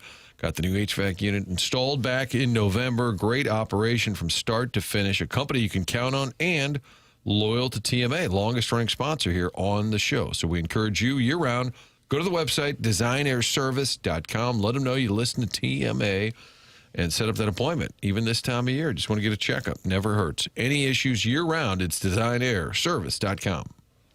Doug, my wife is a pog. That's from Ray King. Okay. Pat from O'Fallon, Missouri. Luckily, my wife is still a fox. Take away the F. That's Pat from O'Fallon, Missouri. Oh, she's an ox. The entire state of Missouri is full of pogs. That's from the Warson Woods Wacko, who I believe is a native of Southern California and is not impressed with the BMIs he's seeing. Is Doug's ass as good as people say? Okay, Jay. You couldn't even get out of the clip before you hear Doug in the background. Oh, knock it off. I want to know who comes up with these terms. Who decides that it's going to be called? Who comes up with the Who terms? just says, okay, let's go with pog? Probably Mensa. Yeah. Okay. Makes sense. Yeah. Mensa or Merriam-Webster. Okay. Like they have the new term of the year. Which I'm curious what it was in 2025. Did that one make it into the dictionary? I'll find out. Okay. The urban variety, urban dictionary. Yeah. Slop was the word, the most impactful word of the year. Slop? Yeah. Is that right? Really? Mm-hmm. And how should one use it? I think it's talking about low-quality AI content, a.k.a. AI slop. Huh. And then That makes sense. Oxford selected rage bait as their You term like of that? their. I do like some nice rage bait. They were raging in post-game locker rooms, as I mentioned in the Healthcare Evolution 7 o'clock hour. Caleb Williams and Lil Wayne got sideways following the festivities on Saturday night at Soldier Field, as was Packers safety Javon Bullard, who was not interested in giving credit to the Bears following the Packers blowing their lead. No disrespect to them, but it ain't that they did. It's us. It's us. We got to finish. You know, we whooping their ass the whole game. Like, that's us. We got to finish. They ain't do special. We got to finish. We ain't finished last time. We ain't finished this time. So that's some we got to work on within us. It ain't nothing new. Chicago ain't do special. You know, they ran what they did. They did what they did. They made plays. Okay, cool. But a lot of this stuff is on us, and we got to fix that. Well, to give up 25 points in the fourth quarter, probably a pretty good indication that, no, you did not finish very well. Caleb Williams had this response to the Packers, who said they wanted to play the Bears in the playoffs. Caleb, Ben mentioned that hearing the noise from the Packers leading up to this weekend. Did you notice that? Was that something you took exception to, or what did your motivation from? Yeah. They wanted us. That's what I heard. They wanted it, and they got it. I got it. Okay. For the record, Lil Wayne is a big Packers fan. Which is odd because he's from New Orleans. Loves the Packers and tweets about it. Lives in the 305, where Mike McDaniel no longer is the head coach. Also on the sidelines, Nick Sirianni and A.J. Brown got into it. That was a heated exchange as the Eagles were not able to drive down the field and overtake the 49ers. Here is what the head coach had to say about that exchange. You know, I was trying to get him off the field, you know, because we were about to punt, and that was really it. So I love AJ. I think he knows how I feel about him. I have a special relationship with him. We probably went through every emotion you can possibly have together. We've laughed together. We've cried together. We've yelled at each other. You know, we're both emotional. I was trying to get him off the field, and you know, you never want. You know, that happens in this game. That happens in this game, but I love him. A.J. Brown gets a little worked up, then he drops a big pass. It's kind of a bad, it's a big drop. Kind of a bad look, too, when you're getting into it with the coach, and Big Dom's got to get involved. Especially this year when A.J. Brown has had some complaints about not getting the ball as much, and then you drop one, and maybe undoubtedly the most important moment of the season. It's tough for old A.J. Brown. Doug, who do you think the favorite is to win the Super Bowl? I think it's pretty obvious, but maybe it's not. I don't know. Maybe. I still like Denver. I've liked Denver all along. It might be the Patriots, Seattle, probably the favorite. Seattle is the favorite, plus 280. The Rams, fresh off of a tight road game. I would imagine a lot of people were probably on the Rams on Saturday and lost. The Rams are next. Seahawks are plus 280. Rams plus 320. And how about this? The Bills are the favorite in the AFC. Wow. That actually surprises me. Mm-hmm. That really surprises me. The Bills are plus 550. The Patriots plus 600. The Broncos plus 800. The Bears plus 1,200. Texans plus 1,200, 49ers plus 2,000, and Steelers plus 4,000. Who's got the Super Bowl this year, Martin? I feel like that'd be up your alley. NBC. Big year, Olympic. What Super Bowl matchup would you like to have if you could pick it? I've got mine, and I feel real good about my answer as well. I'll tell you. Well, I gotta have Chicago in there. Bills and Bears. Yep. Market size and then story wise on the other side. It's a can't lose story if you ask me. Bills and Bears. Yeah. Bills I would love finally that. break the curse. Josh Allen gets his flowers. On the other side, Bears break their curse. Caleb Williams ascends to a superstar. I think that's a great narrative Super Bowl. Doug, is that what you would prefer to see? A lot of storylines there, and I wouldn't mind seeing the Bills finally get it. I think their fans have suffered enough at this point. Yeah, I'd like to see Buffalo go all the way. Buffalo are Denver, the winner of that game, I'd like to see win the whole thing. I'm torn between cheering for the Rams and hating for the Rams. And hating, because of what they did here. But it is kind of an exciting team to watch. Stafford's a good story at age, 37 now, and MVP in the league? I don't think anybody saw that coming. But the Rams have won it recently, and the Bears have not. So, you think NBC would want that one, Martin, if they could have it? Matchup? Buffalo and Chicago? Yeah, I mean, the Patriots brand is big. That's a big area, too, market size. But I think the Bills story in Chicago, the Ditka, I mean, that's exactly 40 years. The 85 Bears, you're looking at 40 years later. That's the perfect story. I think that's the premier matchup, Bills-Bears. Because Seahawks getting in, even though they're the favorite. 49ers, great brand. New England, great brand. But the Buffalo story, I guess if Rodgers went on a heater, then it could be the Aaron Rodgers story. Mike Tomlin rides again. But I think for sure, Bears in the Super Bowl, Bills in the Super Bowl, that would be perfect. The Bills are battle-tested, and they have the biggest X factor in Josh Allen. Denver's frauds, Doug. That's from Katie Woo's burner. Don't scream at me. Denver was, 14-3 this year? It's hard to be a fraud and go 14-3. Speaking of the Bills, the Billikens won at VCU, bitches. That's from the 314. Doug, I don't know where that came from. But sure did. But that is factual. You're welcome to attack us at 314-399-9646. You can also do so in the Michelob Ultra YouTube chat. And 266 friends are in there talking it over right now and watching the program as well. It is TMA. Presented to you by Brown & Crouppen on 101 ESPN.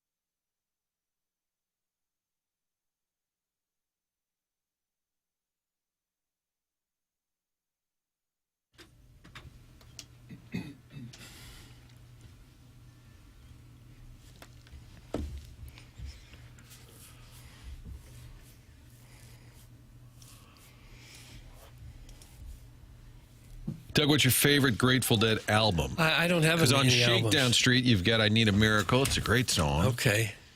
They do a cover of Good Lovin'. Oh, do they? I don't have any Favorite Dead song? Probably U.S. Blues. Okay. Tim, you're a trucking guy? No? I mean, I enjoy it, but Franklin's Tower. Okay. Was that break really short, or do you like this term? I bet you do. Lollygag? I don't mind the term.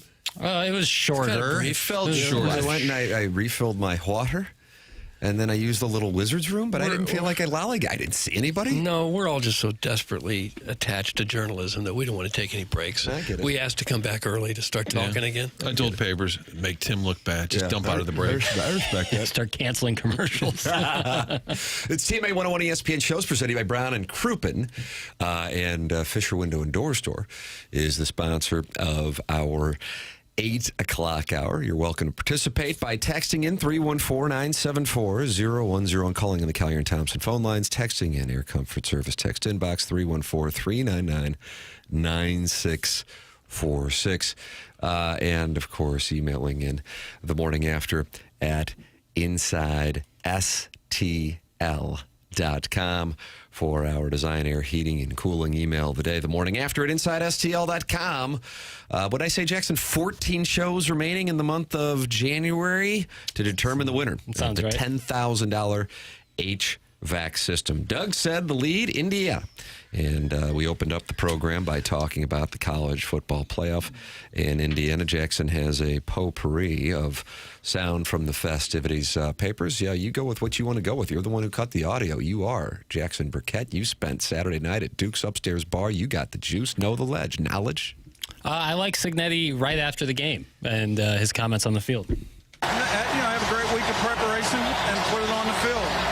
Coach, I know you're thinking about the next game, but when will you stop and appreciate how special and how historic all of this has been? I'm really not thinking about the next game. I'm thinking about cracking open a beer. All right, well, go celebrate with your family. Congrats. Enjoy that beer, Coach. Thanks. Nice media chuckle. Oh, he's having a beer. Okay. Did you slap your knee there, Doug? No, I didn't. It's Signetti's world. How about It's this just guy? amazing what he's done. Paid his dues for a long time. Did anybody happen to watch Fernando Mendoza with Scott Van Pelt and Reese Davis following the game? I mean, you really had to be committed to this thing to be still watching it at that point. I was on my way home from the ice skating, Tim. So you didn't get a chance to watch No. it. He's so good. I mean, he's obviously unique in his delivery, but he's so good. He's an incredibly smart guy. He was going to Yale. And Mendoza will be returning to his home. He grew up a mile away from Miami's campus. And now he gets to go up against the U for that national championship. His dad was a high school football teammate of Mario Cristobal. And now Mario Cristobal will be going against his friend's son to try to get the U their first national championship in a quarter century. Here is Mendoza following the win. Yeah, I would say delayed gratification is a concept that, was brought up by Stoicism and by the Stoics, and I think it's one of the greatest. It's one of the greatest attributes. If you're able to have delayed gratification, discipline in yourself and discipline in your process and preparation, you're able to execute every single week like, this play or this game is the national championship game. Like, this game is the most important thing. And so I think that a lot of players and a lot of coaches and just everybody in Bloomington has done a great job of, upholding that concept of delayed gratification and discipline throughout all aspects of our lives. When there's a lot of distractions, and, especially with the Big Ten championship and, the Heisman and all other things, I think our team has done a great job of keeping that delayed gratification at the forefront. Doug, you like this Stoicism reference there on delayed gratification and I guess edging? A little over my head. I think that was what it was all about, edging. Well, he grew up in the high rent district. That's a really nice area there around the college, so obviously his parents had it going on, too. It's no wonder that he's such a brilliant guy. I almost bought a house there. 1988, looked at a house there just right on the other side of the campus.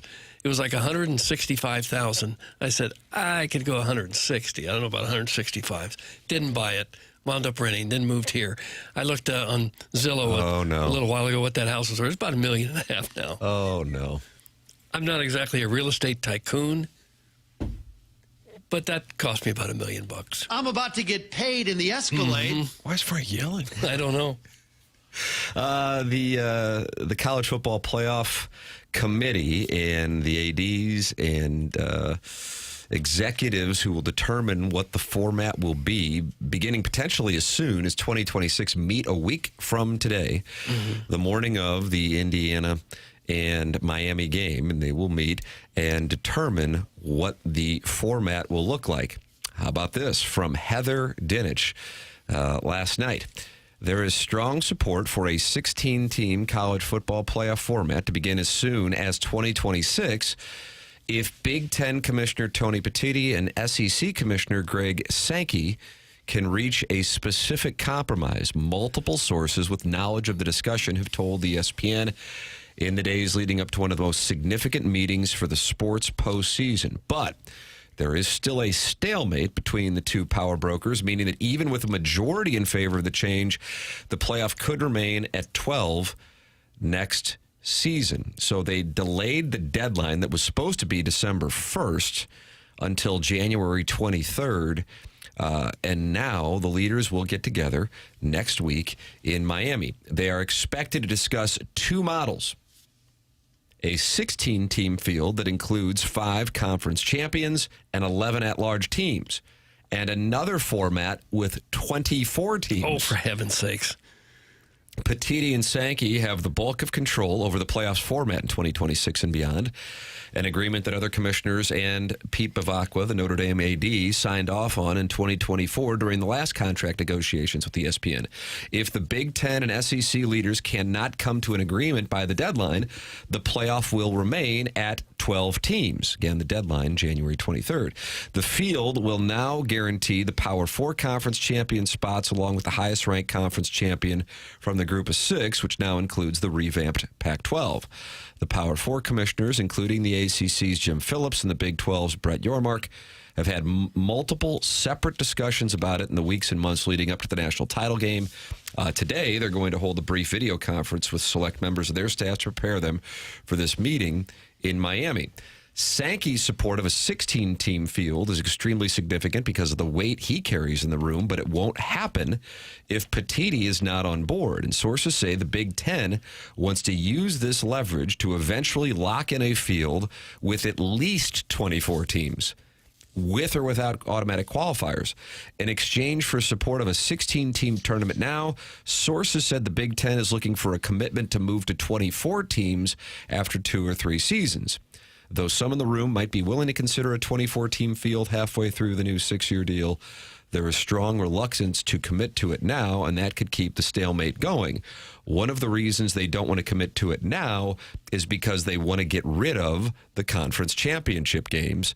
The Big Ten's theory is it might take a few years to replace that revenue, but the goal, and I love hearing this, is to get rid of those conference championship games. So that is wonderful. There are also some decision makers, particularly in the SEC, who would support a field that included the 16 best teams without guarantees to conference champions, but also a realization that excluding the group of 5 is a highly unlikely scenario. Quote, I don't think that's going to fly, one source said. They also want to keep the Army-Navy game in its time slot in December, and they would have to play around it. So I know some were thinking that they would maybe move that game, but that doesn't seem like that is in play. I wonder why not. What the attraction is of playing that in December. I've always thought that should be played on Veterans Day in November. Make it a big day, a big part of celebration of Veterans Day. Yeah. Who cares about it in December? I don't know why that is. I think 16 would be great. 24 is too many. 24, Mizzou might just get in. Well, Drinkwitz was campaigning for 24. That was one of his things. And there are a lot of programs, I understand that, but at some point, it should still feel a little bit elusive. Oh, wow, we made it in. The 16 would be just fine. And the 16 best would seem to make some sense. regardless of what conference you play in. Just get the 16 most deserving teams there. Of course, some of that then becomes subjective about who really is the best when you get down at the end of the 14, 15, 16 teams, I suppose. They say no major changes are expected to the committee's protocol, but some sources inside and outside the room have questioned whether sitting athletic directors should remain a part of the group, given how much pressure there is on schools and conferences to make the playoff. It is possible for those individuals to act independently as not representative of their conferences. Is that really realistic? No. Then one of the issues is the bowls. The indecision surrounding the CFP's future format is having a trickle-down effect on the bowl system. The larger the playoff field, the fewer brand-name bowl-eligible teams will be available for the non-CFP bowls. There will be more conversations this offseason about how many bowls there should be. Who cares? Yeah. Currently, there are 41 FBS bowl games, including the 6 CFP bowls. That leaves 70 teams that played in non-CFP bowls this season, and only 3 of them were below the 500 bowl eligibility mark at 5 and 7. Bowl season executive director. Oh, there's a guy who's I'd like that job. Bowl season? I'd like that job. Whatever, dude. Bowl season executive director Nick Carapelli said he is still confident, though, the playoff field won't impact the health of the non-CFP bowls. Carparelli said that over the past 5 seasons, an average of 81 teams played in FBS bowls with a 6-6 record or better. Calipari, Izzo, and if Patino was in here, we're talking Italian special, we're talking rigatoni, marinara. Why would we be talking that? That's good. If the playoff expands beyond 12 teams, though, more games are expected to be played on campus in addition to the major bowls. But the bowls will still be part of the college football playoff per Heather Dinich. Okay. And Jeff Carapelli, the president of bowl season. He's got to keep his job. I think I want to be the president of Advent. Nice. Yeah, that'd be nice, Pick too. a season. You could probably lop off, and you notice the numbers. They get good ratings, so they make money because of the TV. Thank you, gambling. You could still probably lop off a couple of these bottom bowls, and then at the top, still allow the Rose Fiesta Sugar to be like your quarterfinal, maybe your semifinal. Just keep the premier ones and onside as much as you can, and then maybe semifinals go to the big ones. Rose, sugar, orange. I have no interest in most of the bowls either, but does it really matter if some of these teams go and play a bowl game somewhere against another 500 team of the bowls? It impacts me in no way unless a college coach will try to justify their season being successful by saying we went to a bowl, and then I got a problem with it. Like, could that lead to, for example, a coach getting an extension based on going 8-4 automatically in his contract language? You're laying on me, Gabe. Yeah. I mean, it doesn't do any harm to play the games and let the guys play one more game. I mean, who cares? If they don't change anything at all, and they keep it at this 12 playoff format, despite all of its flaws, it's still been very successful in terms of interest around the country and TV ratings. So if they do nothing, they've still got a winner. Hopefully they will do something to tweak it, though, and make it a little bit better than it is. But I agree with that. I mean, the growth of the game in the last handful of years has been incredible, and that's all with the anarchy that is the portal system. I see that Ty Simpson, who announced he's going to the NFL draft, might withdraw from the NFL draft because there might be more money out there in the short term if he were to go to a college team. Mm-hmm. So, and Carson Beck, I assume he'll be back for an 8th season next year. G-Unit out, home slice, with the dice. What? We need the bowls to save us from family gatherings over the holidays. Doug, that comes from We Too Low. Could be. Yeah, I think a lot of us have very little interest in most of the bowls. But if they play them, who cares? Who cares if they play them? If you're sitting around, you're off over the holidays, and there's a game at 2 o'clock, you can leverage your family's financial security by betting an over. Mm-hmm.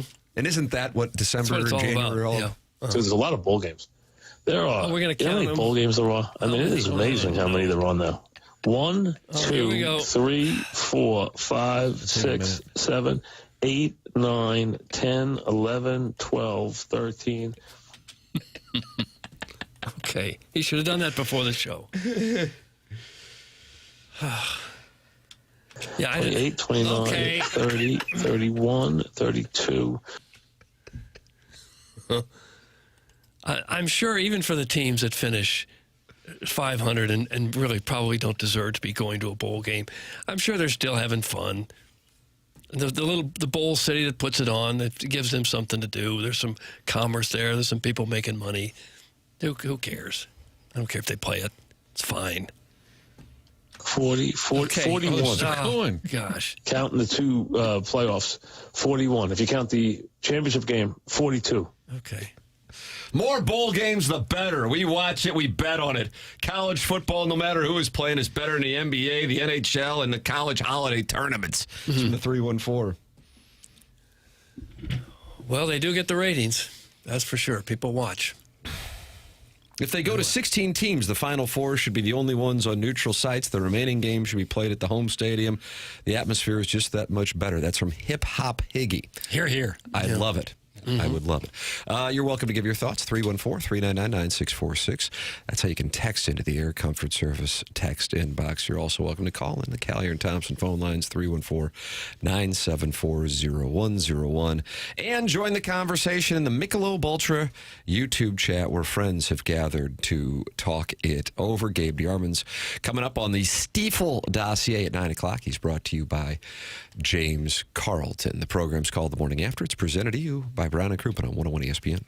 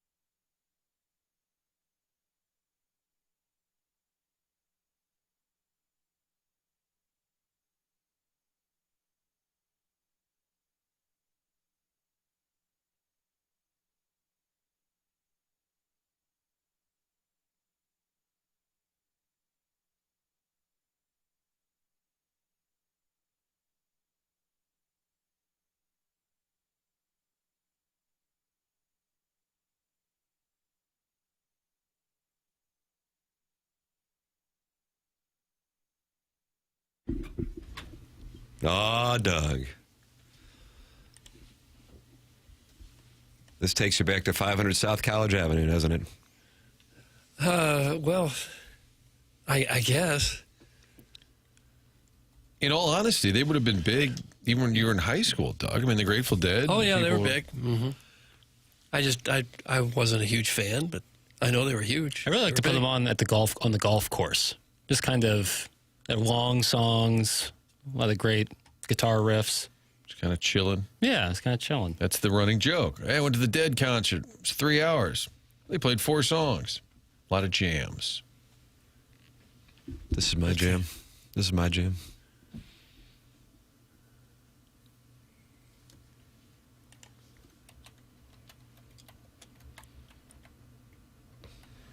Overbearing sports dad is not happy that people don't like bowls. My football team's playing another game, but I just don't care. Odd take. Well, when there's somewhat meaningless games, we don't care that much. So you want to fight? No, I don't want to fight him. No, I understand where he's coming from. Bowls suck, but I love the show. Thanks. That's the Riven Music and Ministry. To be clear, you don't have to pick one or another. It's like if you love bowls, you can also love this program and vice versa. I wasn't much interested when they played Central Arkansas either. Right. To be blunt But about if they would have lost to Central Arkansas, it would have been... It would have meant something. Exactly. Yeah. That's the premise. That's the premise on Bulls. I mean, I don't care. I went up to the bar and watched Missouri play Virginia, and when they lost, I couldn't have cared any less. That's where I am. But if people enjoy it, it's fine. Doug, I don't know if you've heard this analogy used before, but I recall saying on QFTA to Jackson, I was thrilled when I found out that Ella Reese and Abigail Mack were working together. Oh. Thrilled. Yeah. I mean, really looking forward to it. A bowl game? No, different event. They're not in charge of bowl season. And, the president of bowl season. Now, if somebody tells me they're not looking forward to them working together, it doesn't impact my enjoyment of them working together in any capacity. So, hey, you know what? Some people like some things, and then hold on a second. Some people don't like other things. That's right. Think about that. Okay. I'm trying to piece together that analogy, and I guess it's accurate. I don't know. And Young, apologies to the guy who hates quality whisper content, but I, the artist currently known as ASMR Ting Ting 2.0, would like to officially submit to sponsor the TMA email filter. Thanks, and free perk 26. It's Brian Henson, and he wants to sponsor Chairman Kurt filtering emails. Well, we'll take the sponsorship dollars where we can get them. I'm sure that would be an expensive buy. I don't know, but I was looking into more logistics of our listenership. Yeah. And St. Louis is obviously number one city-wise. Indianapolis, I think Brian Hinchin's doing some work in Indianapolis because they're really, really far and away number 2. Really? Nice. How about that? But that'd be all I would have guessed it was Chicago, honestly. I would agree.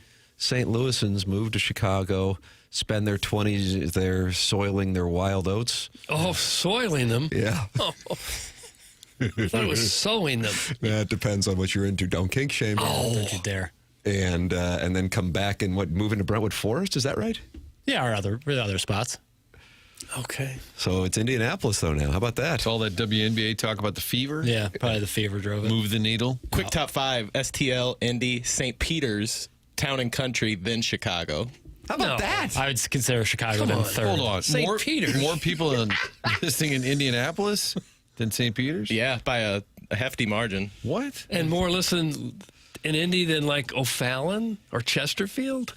Yeah, Chesterfield's down the list a little bit. Oh, come on. Imperial's on there. Say anything about St. Gabriel's? Probably the JR segment. It does not list St. Gabriel's. Yeah, does it do it by parish? Our numbers in Pillar have dropped off since we picked on Frank. Mr. Lex. Yeah, we're more of a new money audience. 314-974-0101. That's how you can call in. Collier and Thompson, sponsor of the phone lines. Text in 314-399-9646. Air Comfort Service text inbox. And, of course, you are welcome to email in where Brian Henson is now sponsoring the email filter the morning after at InsideSTL.com. Billikens are in action coming up this week. Got 2 home games And if you have not seen them play in person, major recommendation for it. It is something else. It's super fun. I look forward to watching those games. Kellen Thames, once again, making an appearance on the SportsCenter Top 10. Did you see the play where he saved the ball out of bounds between the legs, leading to a basket? Doug, take a listen to this. Kellen Thames is a bad, bad man. Okay. And you always have to say it in that voice. That's right. SLU versus Fordham. You'll see the bad, bad man on January 14th. That is coming up on Wednesday at 7 p.m. And SLU versus Richmond this Saturday at 3 p.m. Both home games. For tickets, SLUBillikens.com. Off to their best start since 93-94. And I think, Martin, if you said you got to bet if they're in the top 25 at 11 o'clock, between 11 and noon is when it comes out, I'm going to say they're in. Yeah, because they weren't knocking on the door in the receiving votes area, but I feel like the VCU win for those in the college basketball world that made note that 15-1 is hard to ignore. I'm going to say they get in. Yeah. Why do you suppose Kellen Thames doesn't start and play more? I see there were 6 guys who got more playing time than he did against LaSalle. In terms of playing time, I can't speak to, but for 6 man, some guys really like, and coaches like a guy to like get the rhythm of the game and feel it out and then go into the game. It can also mess up the other team. They're getting comfortable with the starters. There's some guys who just thrive in the 6-man spot. Caleb Grill from Missouri last year would often come off the bench. Manu Ginobili for the Spurs was famous for coming off the bench and being really effective. Some guys are just better as a 6-man role. But I just wonder if he's so good, and he sure looks like he is, why isn't he getting as much playing time as some of the other guys? Yeah, playing time I can't, like I said. And I do wonder from last year, he had a lot of injuries, and it was this bizarre cramping. If they were going into this season just saying, all right, let's be careful about his minutes and not overdo it. He's obviously playing at a high level, and he's been able to stay healthy. So I think he gets cramps, too. I think that's a part of it. So he I gets don't full know body cramps, and you got to kind of put him on a pitch count in a way. That's what I wonder, if it was part of the equation going into the season. But whatever it is, it's working. I mean, that he made the steal and then he chucks it between his legs. I saw Billiken fans were mad because SportsCenter put it on their top 10, but they only put it number 9, Doug. So even though your team is featured nationally, you're mad because it was too low. If he was saved it and then they threw him a lob right after it and he finished, how do you do? That'd be in the top 3 probably. How do you do? Yeah, and also, and a number of people are texting this in. If you recall last year, he was dealing with the cramping issue. That, I believe, would probably be the biggest factor of the whole thing. But when they're in a spot when he is needed, if they do have a tight game, and it certainly got tight at Richmond last week against VCU, you're going to see those minutes there. I would imagine they won't be monitoring him as closely when the A-10 tournament rolls around and when hopefully the NCAA tournament rolls around for the Billikens. Colonel's going to join us coming up on the other side of the break, brought to you by James Carlton of the Carlton State Farm Insurance Agency. James is online at carltoninsurance.net or by calling 314-961-4800. That's James Carlton of the Carlton State Farm Insurance Agency, sponsor of Gabe DeArmond, and on Mondays and Fridays here on TMA. James is my insurance agent. He has been now for 7 years. He's a longtime sponsor of this show, and Jamie Rivers and Brandon Kiley made the switch to James Carlton. He is saving people money on their auto insurance because he has never seen the rates drop like they have here over the last month and change. Save money with James. 314-961-4800 or go online at carltoninsurance.net. Gabe DeArmond's joined by Gabe DeArmond's going to be joining us here coming up on the other side of the break, brought to you by James Carlton. It's TMA 101 ESPN.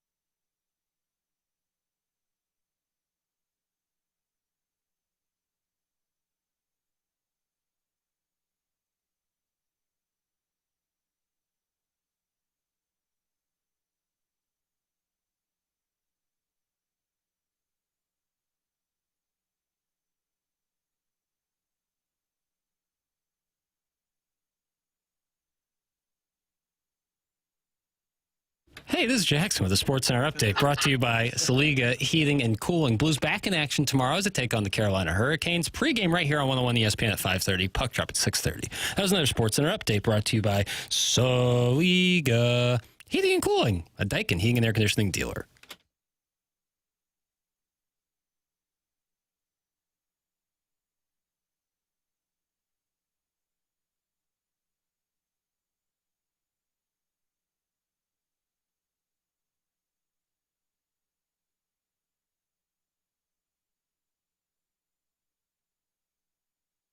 I live in, which is called service. It is called service.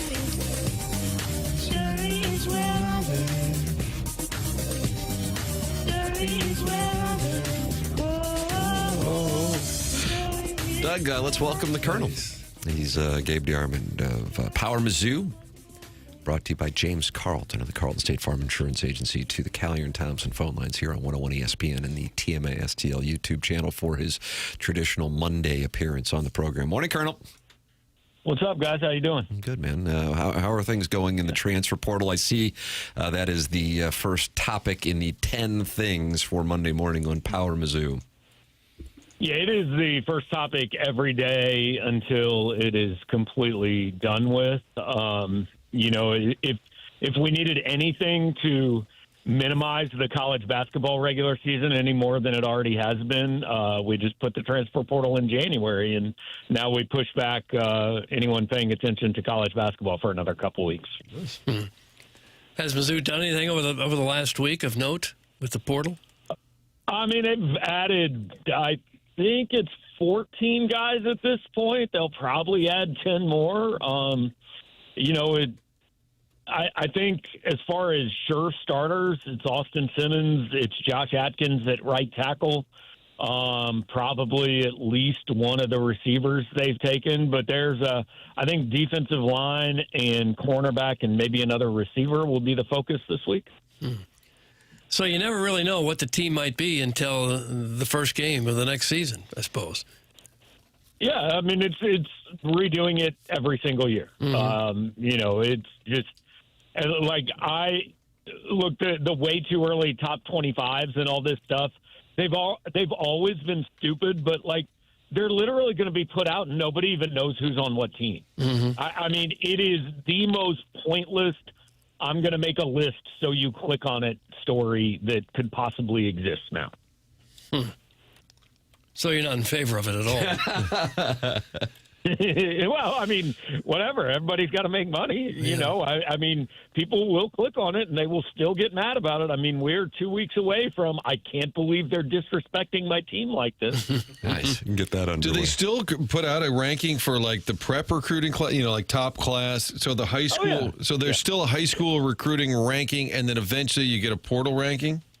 Yeah, so what we do, there's a high school ranking or a traditional ranking, whatever it's called. Then there's a portal class ranking, and then there is combined rankings of the two, which is, I guess, what people should mostly pay attention to.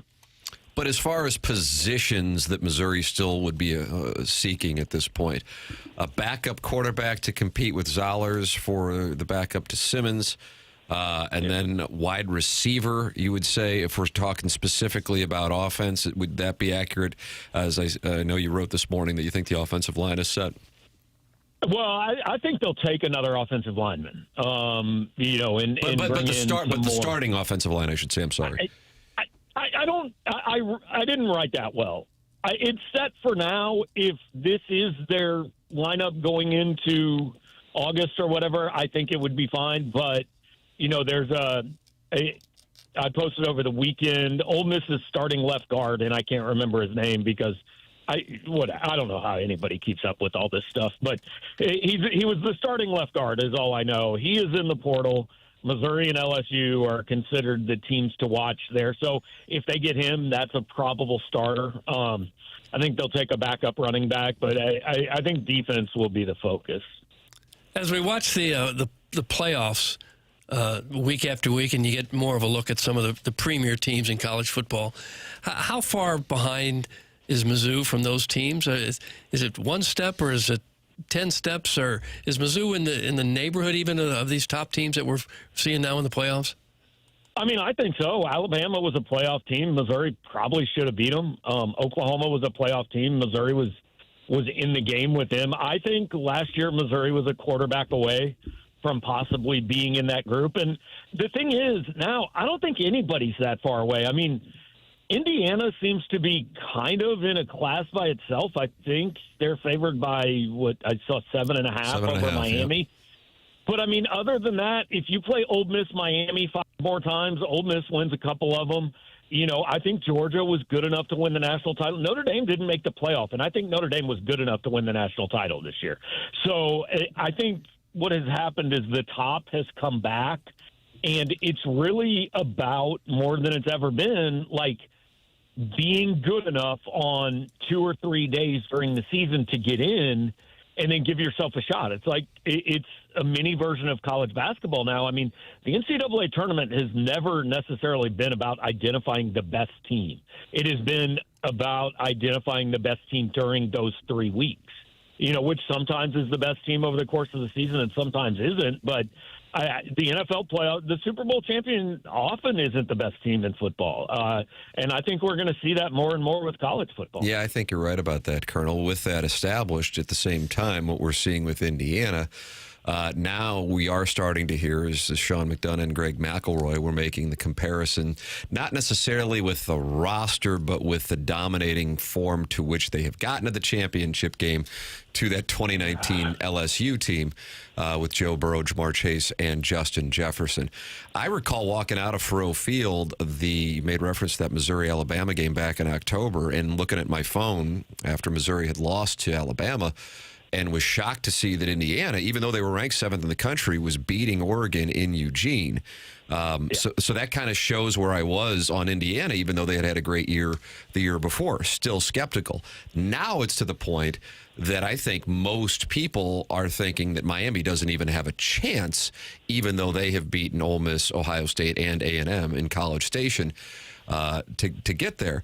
So when you watch that and you compare and contrast it to some of the dominant teams you've had an opportunity to cover in the SEC, what stands out about what Indiana has done to get to this level of not just beating teams, but beating the hell out of teams in order to get to the college football playoff championship game?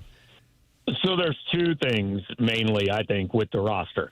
They have the best quarterback in college football. I mean, Fernando Mendoza has been awesome. And, oh, by the way, like, I cheer for an NFL team that I would have liked Indiana's receiving core on this year. I mean, those guys catch everything. But I think the biggest thing, and there's been some people talking about this and writing about this, I want to see what Indiana is when the entire roster isn't 24 years old.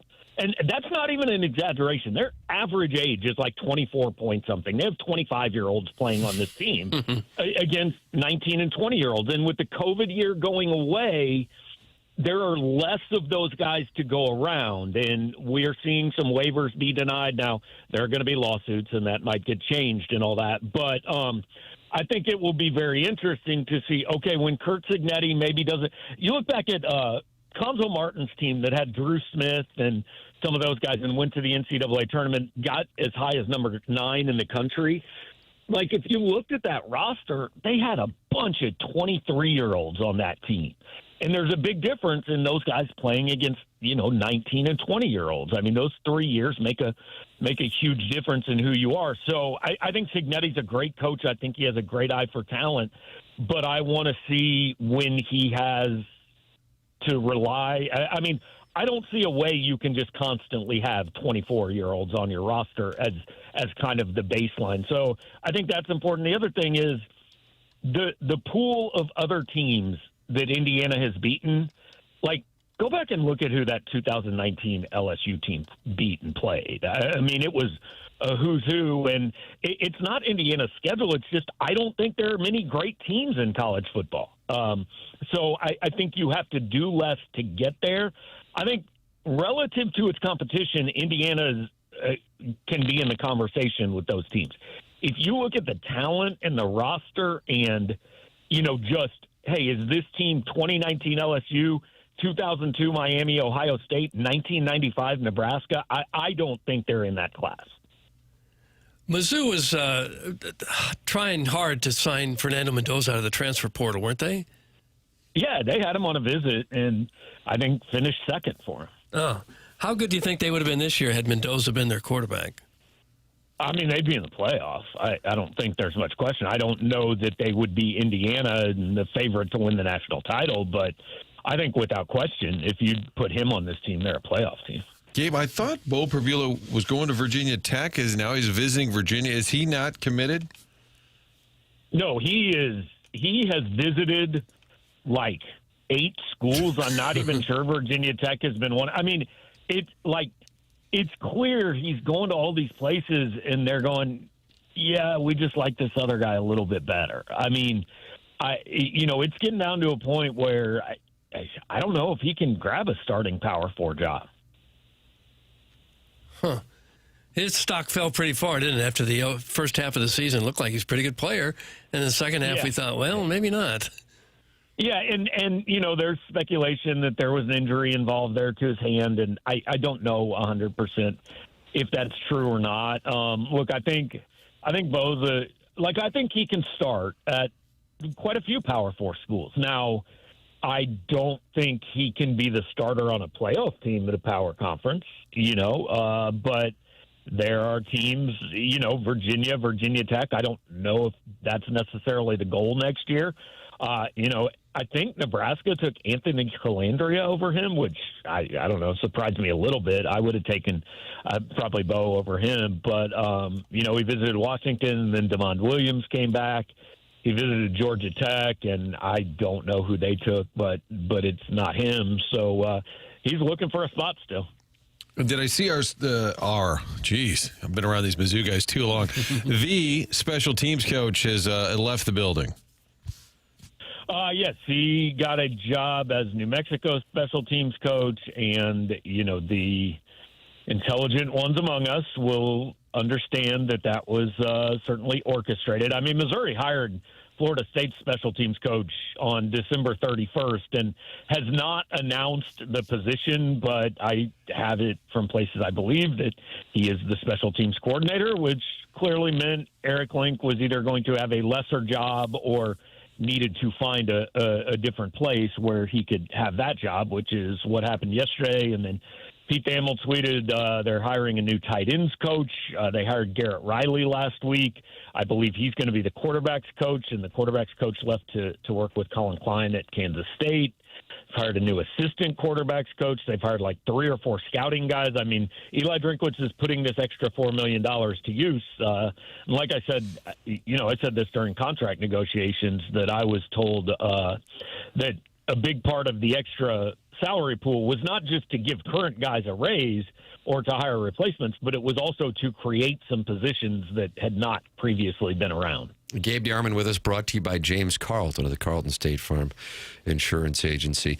And now we get around to basketball, something that Missouri played 48 hours ago, but it just shows the interest level in football, even when Missouri isn't playing. The Tigers losing a game, and you can circle one statistic when you're going through the box score and go, oh, my God, can you imagine if that were just slightly different? They probably win against one of the lower-tier teams in the SEC, Ole Miss, and that is free throws. The Colonel, your post-game show was wonderful entertainment as you were getting after it with the listeners, for lack of a better term.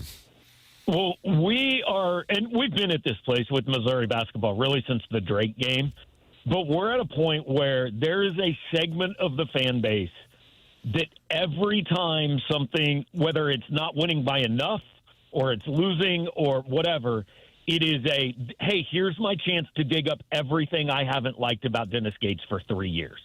It's a bad place and it's not like, the atmosphere for the Florida game was really good. I think, by and large, I think the fan base is still interested in, all that. But there is a segment of this fan base that is borderline toxic with Dennis Gates and Missouri basketball. And every time, there was a lot of, well, here's another one Dennis Gates messed up.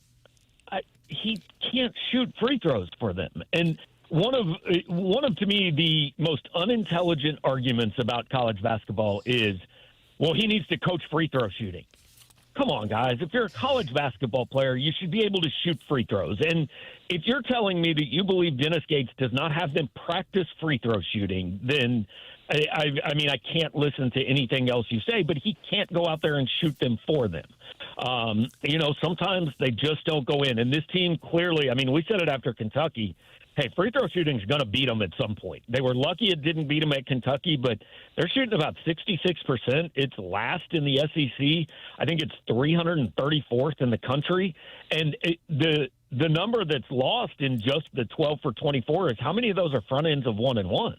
You know, so you're not just missing 1 point. You're missing the chance at 2 points. They missed 12 free throws and lost by 8 points, and really that was like a 3 or a 4 point game. It only became 8 or 7 because they fouled. They just panicked trying to get back in the last minute. A final question for you. You tended to this in the 10 things.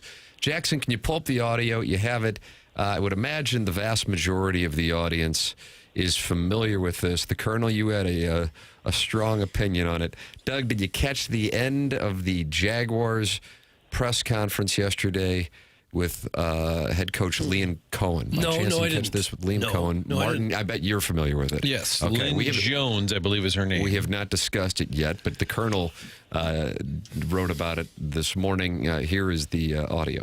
I want to tell you, congratulations on your success, young man. Thank you. You hold your head up, all right? You guys have had a most magnificent season. Thank and you did a great job out there today. Appreciate so you just hold your head up, okay? Thank and you, ladies ma'am. and gentlemen, Duval, you the one, all Thank right? you, ma'am. keep it going. We got another season, okay? I appreciate Take it. care and much continued success to you and the entire team. Thank you, ma'am. That was the question. So awkward. So awkward. Colonel, go ahead. Well, first of all, like, it's ridiculous that happens. Like, that, I'm not going to call her a reporter. I don't know who she is or what her job is, whatever. I mean, that was bad enough. But, like, the Jaguars, the people they let into these press conferences, and we've all sat in press conferences and gone, how in the world did you get in here? Like, how did somebody give you a credential to sit in the press box with people who get paid to do this? But the most offensive thing of all of it to me was that Adam Schefter tweeted out what an awesome moment it was, which, like, I mean, you're supposed to, like, he was at one time a good reporter who worked his way up through this thing, and hey, he's got a great career. He's way more successful than I am. Way more people know who he is. But, like, the fact that he tweets that out as an awesome moment tells you everything you need to know about what Adam Schefter and, frankly, a lot of media has become. Like, I have a friend who, and I wrote this, who always brings up, you know, kind of I don't think it's a direct quote, but paraphrasing the movie This Is Spinal Tap, and he says, you know, you let them be your friends. Like, I tell people on our board this all the time. They think I write things because I'm afraid Dennis Gates or Eli Drinkwitz is going to get mad at me. I say, I don't care if they like me. I have enough. I have like 5 friends. It's plenty. I don't need any more than that. Me and Dennis and me and Eli are not hanging out. I just tell you what I think. Like, if you become friends with them, then you owe them favors. And if you owe them favors, you are not doing this job the way it's supposed to be done. And I know that's like a Big J class of 1998 journalism school stance, but good Lord, it was awful. Well, and it seems to me, obviously, like she wasn't a sports reporter. Like maybe she's the lifestyle editor. I don't know. But again, in that setting, it's a bizarre. I think Liam Cohen even he looked really uncomfortable coming off a terrible loss. Sitting in that, I said, if I'm sitting in that press conference, I'm just like looking down at my feet going, oh God, please let this, like I could not have made eye contact with Liam Cohen during that. It was weird. So what I've noticed, and so this is the reason why I bring it up. We were going to get to it anyway, but then I was reading your 10 thoughts on Power Mizzou, and I see you certainly went in on it in your column, and that's why I wanted to play it here to get your opinion on the show, that it is really polarizing people. And I didn't realize that. I was aware of it, and I was just like, okay, whatever. Obviously not somebody who regularly covers the team, but whatever. You know, as Gabe said at the outset, the credentialing process has changed substantially. But all of us involved in this would be the first ones to acknowledge this is a really dumb industry that we are in, and it won't probably exist in its current form in, I don't know, 5 years, 10 years. So it's kind of a whatever thing.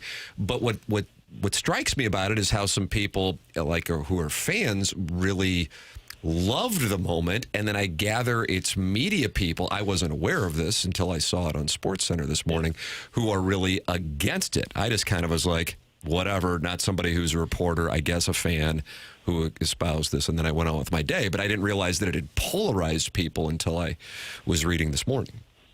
So I think there's two things. Like, number one, I think some people like it because the other side of media exists too, which is just the people that get on, whether it's the internet or the radio or TV or whatever, and just spout crap that they don't even believe to get a reaction, and they hate everything.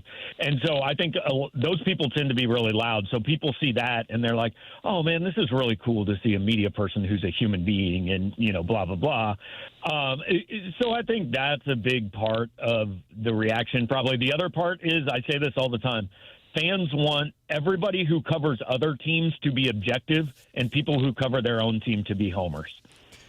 I mean, you guys probably get a lot of people, well, why are you so mean to the Cardinals? Now, maybe not, because I know Cardinals fans aren't in a great place lately. Maybe they like people who go in on the Cardinals. But, I have people tell me all the time they want me to be more of a homer. But if they read a Nebraska or an Oklahoma or an Alabama story, they will say, well, that guy's just a homer. Yeah, but, you want it for your team, but you don't want it for other teams. I just would have liked it if you would have maybe lifted Drinkwitz's spirits following the Gator Bowl and make a little speech. And Coach, you hold your head high. You won that would have been tough to do from my home office on YouTube. Next time I'm there, maybe I'll give him a hug. There isn't a comp for it. It would have been, the Cardinals bow out of the 2022 NLDS. Ollie, you hold your head high. And he's like, thanks so much. We just lost a terrible series. The season's now over. Tim, the only comp might have been the Pronger exchange. Oh, yes! Where 25 years ago. We had it was an intern, I believe, from Channel 11 that said to Chris Pronger after a brutal Game 7 season-ending loss. 2000 President's Trophy winning team. Chris, what are your thoughts on winning the Stanley Cup? Not so good right now. And because I think it was an intern, he let mercy. He took mercy on his soul. Colonel, always appreciate the time, as always. You can read him at powermizzou.com. Gabe DeArmond, brought to you by James Carlton. Thank you, Gabe. All right, guys, have a good one. Yep, it's the Colonel with us here. Yeah, so right now, I don't know if anybody has the Air Comfort Service text inbox in front of them, but people are mad at Gabe for his opinion on that. But I didn't realize that this was a polarizing thing. And I'm I'm curious, why it is. Because to me, it was just because hell, we have a whole segment. So what'd your grandma think? Mm-hmm. And some of these people actually do get paid to do the job. And I'm not saying that she doesn't. She's a veteran Jacksonville reporter. But again, the credentialing process is just a different, it's just a hell of a lot different than it was, 10, 15 years ago. But whatever. I assure you there is awareness from everybody here that this is, a different world, and grateful for the fact that we've been able to do it for as long as we've been able to do it, and don't take the whole thing too seriously. So I want to be crystal clear on that. I just didn't think I just kind of whatever. It wasn't like she owned the press conference. It was a throwaway thing, whatever. Plenty of bad questions get asked over the course of these things. Fine. I didn't realize that it was polarizing until this morning. Well, I think what triggered the debate is when Schefter retweeted, he said this awesome exchange. Oh, so that Schefter tweet is what got it going? Well, and when he framed it as this awesome exchange, then everybody felt the need to chime, well, why is it awesome? Otherwise, it's just a moment in a press conference in Jacksonville that none of us are ever going to care about. And Jackson and I were sort of workshopping off air.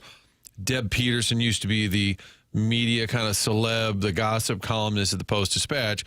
It seems like this woman's job is not as a sports columnist or reporter. So let's just say Deb Peterson covered a Rams playoff loss and said, Coach, hang in there. You had a great year. It was a lot of fun. We had some great stories. Nobody would be upset about it because it's not a sports person.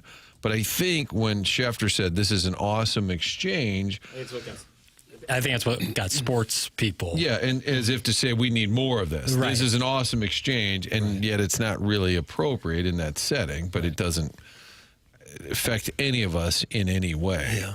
So Lynn Jones, for the record, is the reporter, journalist and associate editor for the Jacksonville Free Press, focusing on community news, especially for the black community, and recently gained significant attention for her compassionate post-game interaction with Liam Cohen after the Jaguars' playoff loss. She's also a prominent figure in the local NABJ, the National Association of Black Journalists. She's known for covering stories often missed by mainstream media, and she has served as a key voice for the Northeast Florida black community in her career. So that is the background, but it's not like she is a sports reporter. Not saying that everybody needs to. I want to be clear. This apparently is a story that has some on edge. I think this is another example of a social media phenomenon. I think.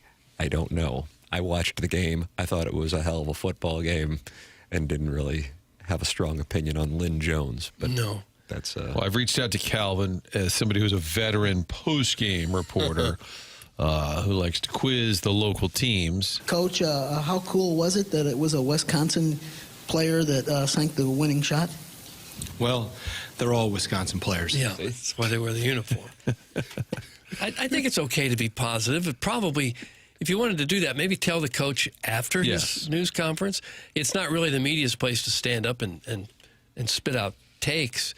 We're supposed to be on a kind of a fact-finding mission while we're there, not some place where we're going to get our own opinion out there. Maybe that's a new thing, though. Instead of when you get called on for a question, give a take. And then say, what say you, Coach? I texted Papers that audio and I said, is this a reverse grandma? Because the grandma is when you step in it from being almost too negative. I feel this might have been a reverse Francesa when he had Tiki Barber on, and he wasn't as complimentary in the lead up there. In fact, he was a little bit insulting, I would say, and it was Mike Francesa, friend of the show. But Tiki, are you coming back to football because you miss it, or are you coming back to football because you just had a big failure in broadcasting? Another bad question. Another bad question. Or was that I guess it was a question, but a little bit of a statement weaved in. And I'm sure Liam Cohen, I'm sure he was like, that's awfully nice, man, but right now feel about as awful as but it's a nice thought. And again, I don't think it would have been a great media debate if Schefter hadn't said, here's this awesome. Well, now we are on the receiving end of the criticism, even though I don't think we've really been critical. You guys are dorks. Oh, that was cool in a moment of humanity in what's otherwise cutthroat. Whatever, dude. That's from the 314. Well, if you want to give your opinion, you can do that in the story that you do, and that you can write that in your article or do that on your radio or TV show, whatever her affiliation was. That's fine. It's just unusual for a media person to stand up and give their opinion during a news conference where the coach is the one who's supposed to be doing the talking. With the weather delay and the doubleheader, is it pretty easy to brush this one under the rug and focus all the attention to this weekend? No, this one ticks me off a little bit. Okay. Yeah, sometimes it goes haywire. For sure. Wow, these questions are tough. I think she was just generally trying to be nice and pick the guy's spirits up. But is that the media's responsibility in that position? Probably not. No, and in that setting. When it's over, if she wants to go up with him and shake his hand and say that'd be absolutely fine. It'd be very nice. Let's see. Brian Henshin, who does cover the Colts, says, I wouldn't put my name on that dumbass text either because it was terrible. Bleach him. That's from Brian Henshin. Jackson will dog on Liv all day long. But he won't say a damn thing about TGL's massing year-over-year ratings decline. And then a thinking emoji. That's from Mr. Licks. What in the world? I don't know. I don't know if I could have less interest in two things combined than Live Golf and then also TGL. Truly, like. And TJL's the golf lead. I would never turn that on. I love golf as much as the next guy. Love playing it. Love watching the sport. I have no interest in TGL. I have maybe even less interest in live golf. It doesn't bother me if they play. If they don't, Brooks Koepka's back or might be back. I don't care. Treating a pro athlete like your middle school nephew after a CYA basketball game is not journalism. The whole thing was cringe and weird. Doug, that's from Mongo. I just think the time, that's what people like journalists are saying, is like the timing of it. Like, do that all you want. It's not I actually, now that I'm becoming more aware of this story, it's a story. Right, I think it's Adam Schefter's endorsement of it. Yep. I think that got it going. Because I think otherwise, I don't think that it would have, because what Gabe's thing that he wrote is, would Adam Schefter himself do that? But No, what Adam seriously. Schefter does is different than what I gather Lynn Jones does in Jacksonville. I don't know. I mean, now you could be really snarky and say, well, Schefter did send the Washington GM a story to approve. Remember that whole snafu where he was asking for, I forget the name of the executive with Washington's football team, saying, is this sound right? Like to approve a script, more or less. So that would fall in line with this lady being sort of a cheerleader. So you could make that sarcastic comment. But again, none of us would have heard. It probably would have popped up in this current world, social media. It would have popped up somewhere, haha, look at this. But there wouldn't have been any opining on the extent we saw without him saying this awesome exchange. Well, so much of new media is opinion driven. The people that come out of nowhere and make something of themselves on a podcast or being a social media influencer or whatever their platform is, they do it with their opinions. And it could be that some of these people now have press credentials to go in places like that, and they still believe they need to give their opinion. Well, you keep your opinions to yourself. And Doug to your Vaughn. homeboys. That's correct. And your homeboys. Email in. We got that Design Air Heating and Cooling email today coming up next here as we have the $10,000 prize coming up. That'll be coming up here in the Mark Hanna Evergreen Wealth Strategies 9 o'clock hour. The morning after at InsideSTL.com. It's TMA 101 ESPN.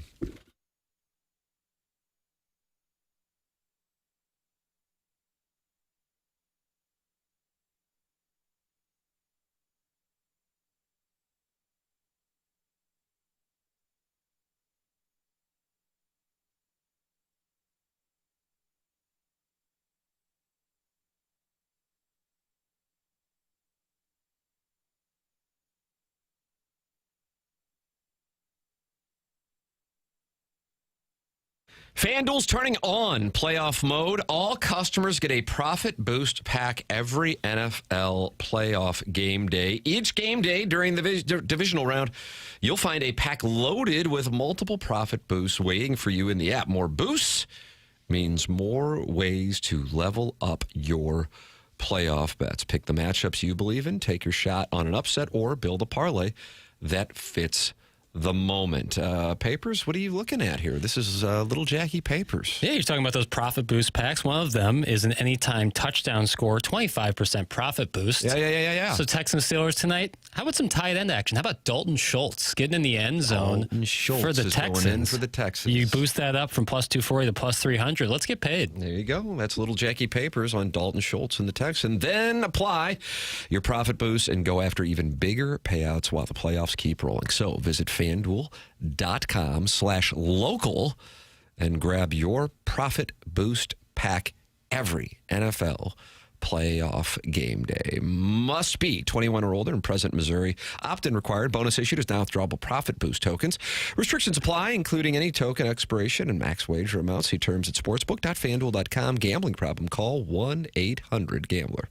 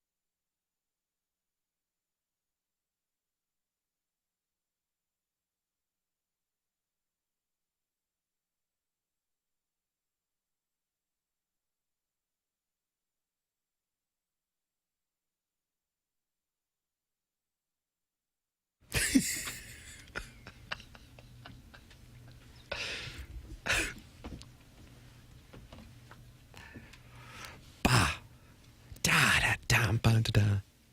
Doug, it's the great Jason Alexander of Seinfeld singing River of Dreams. He's quite a song and dance man.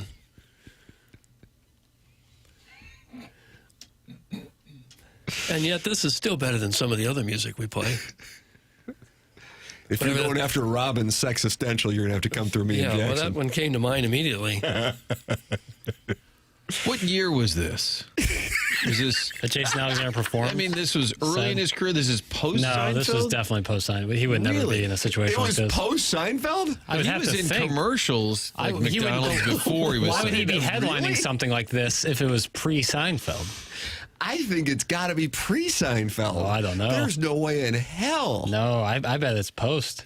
It's just a gag, isn't it, for some other show? It's a serious performance. I've seen the video, and it is a serious. I mean, again, serious being a relative term, but it was not done as a parody.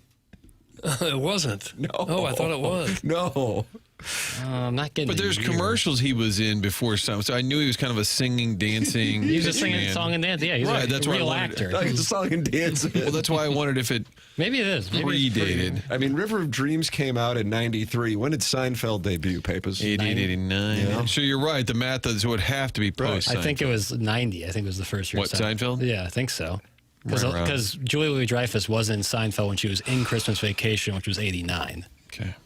According to Dale in Grubville, he did that musical number when doing a press tour for the award-winning Shallow Hal. Doug, was that Jack Black and Gwyneth Paltrow? I don't know who was that. And she's the daughter of Blythe Danner. You like the name Blythe? Well, my mother's name was Bly, which is odd. So, yeah, I kind of do like And it. Blythe was in MASH, I think. Didn't River of Dreams come out in 93? Yes, I said that earlier, but I know you're on a delay. Well, then it would have Are had you to. podcasting So it right had now? to be post Seinfeld, or at least like said post. Did I What? said that? I was looking for the information, Okay, so but- sometimes I can't hear. Okay. So once Tim said River Dreams 93, I said, well, then it had to be post. Okay. Well, then we're in agreement.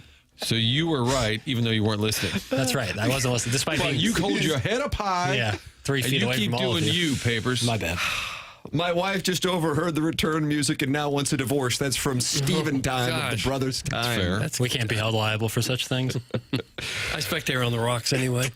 All right, we got the Design Air Heating and Cooling email of the day. We got to catch up as we've done a bunch of super long segments. That's coming up next here on TMA 101 ESPN.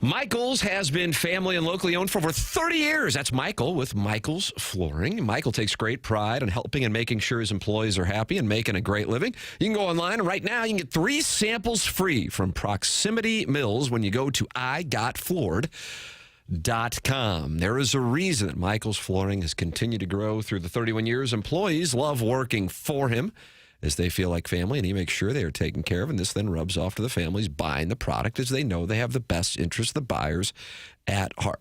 They have it all at Michael's Flooring. So if you are working on a project for your home, check it out at igotfloored.com or one of their 3 St. Louis metropolitan area locations. They are in Creve Coeur, they are in Darden Prairie, and they are in St. Peters. It's Michael's Flooring online at igotfloored.com.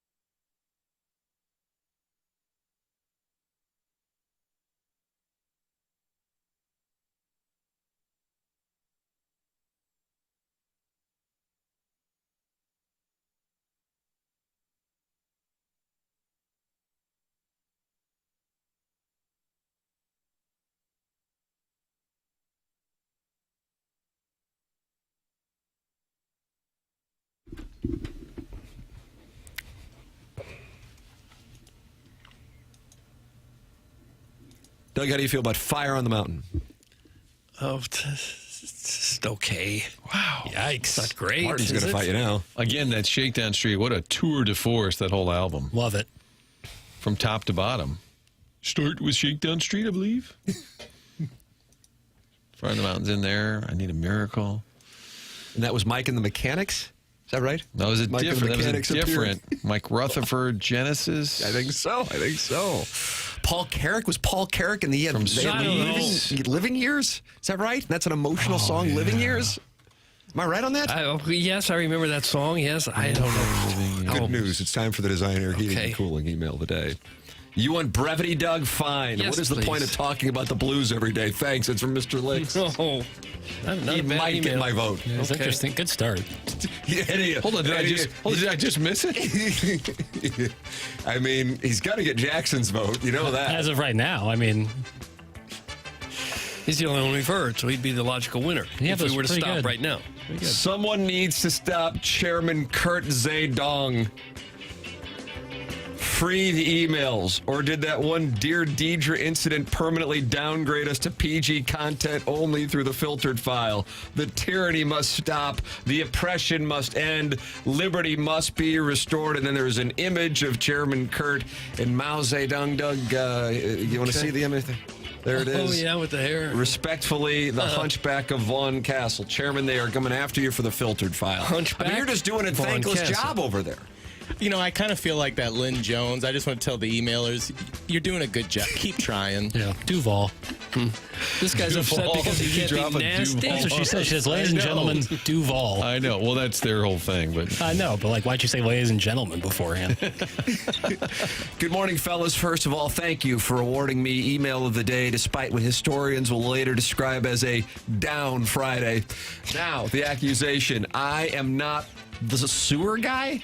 The sewer guy, for one, is far more punctual. Second, he doesn't type in complete sentences. Third, and most importantly, he would never care this much. Yet here we are. Your continued insistence that I am both a municipal employee and not a woman is fascinating. Bold, even. Like insisting the moon is fake because you once saw it during a commercial break. Let me be clear. I am a real-life female person.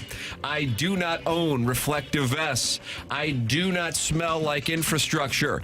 I do not have a drain snake, just the drain. And I have never once uttered the phrase, we're going to have to shut the whole block down. Still, I admire the commitment to the bit. Truly, at this point, it's just funny to me. That's from the Banty Little Hen, verified organic free range, not employed by MSD, Doug, Sharon D. That's a man. Sharon D. She just spelled it out, Doug. Gentlemen. Well, another successful weekend of claw dogging 12 packs of White Claw and hitting on soccer moms at the YMCA. Not all heroes wear capes, but I do. This Saturday was different, though.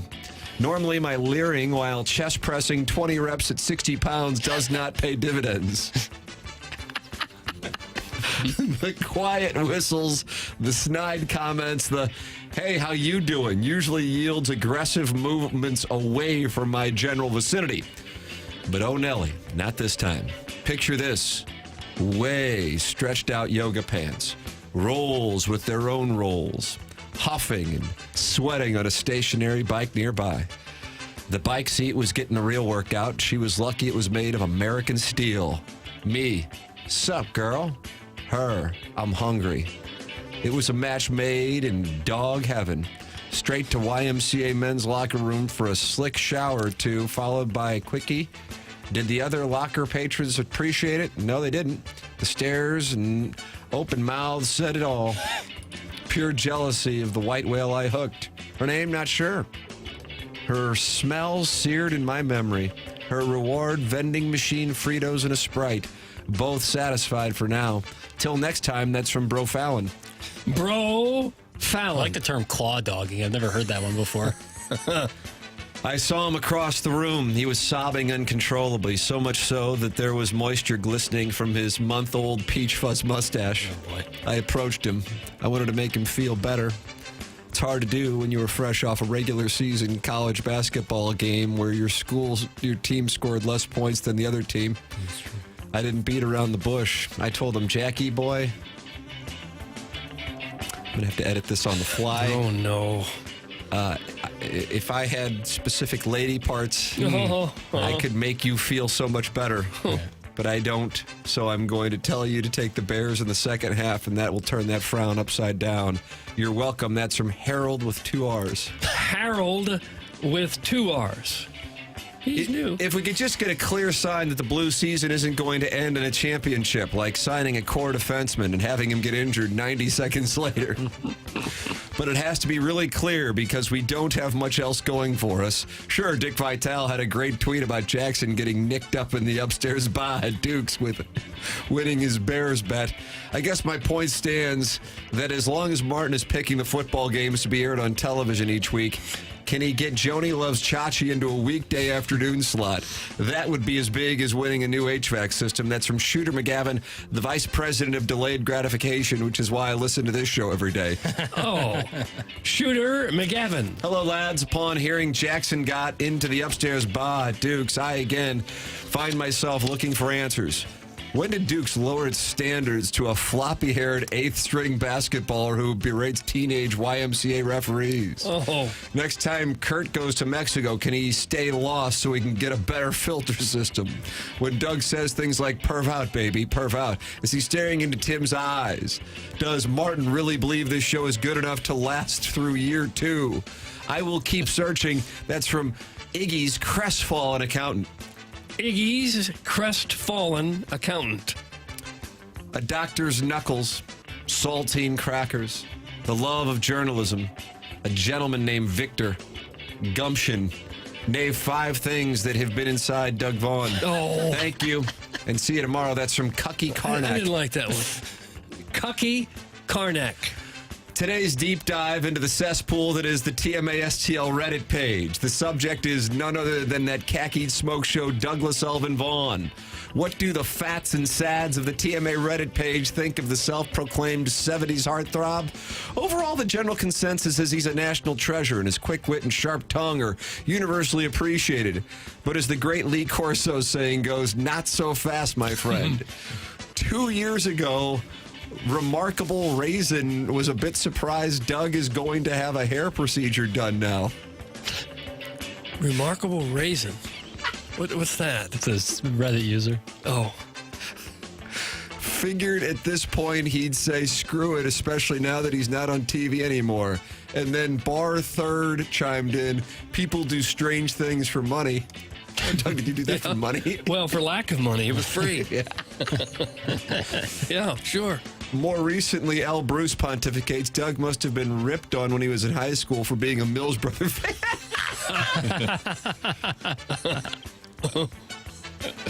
And last year at 9 p.m. on New Year's Eve. Oh, perfect. Yeah, time to fire up Reddit. Outrageous aside posted, Doug thinks Hofer is better than Bitter? Fire Doug into the sun. What a lazy take. F Doug.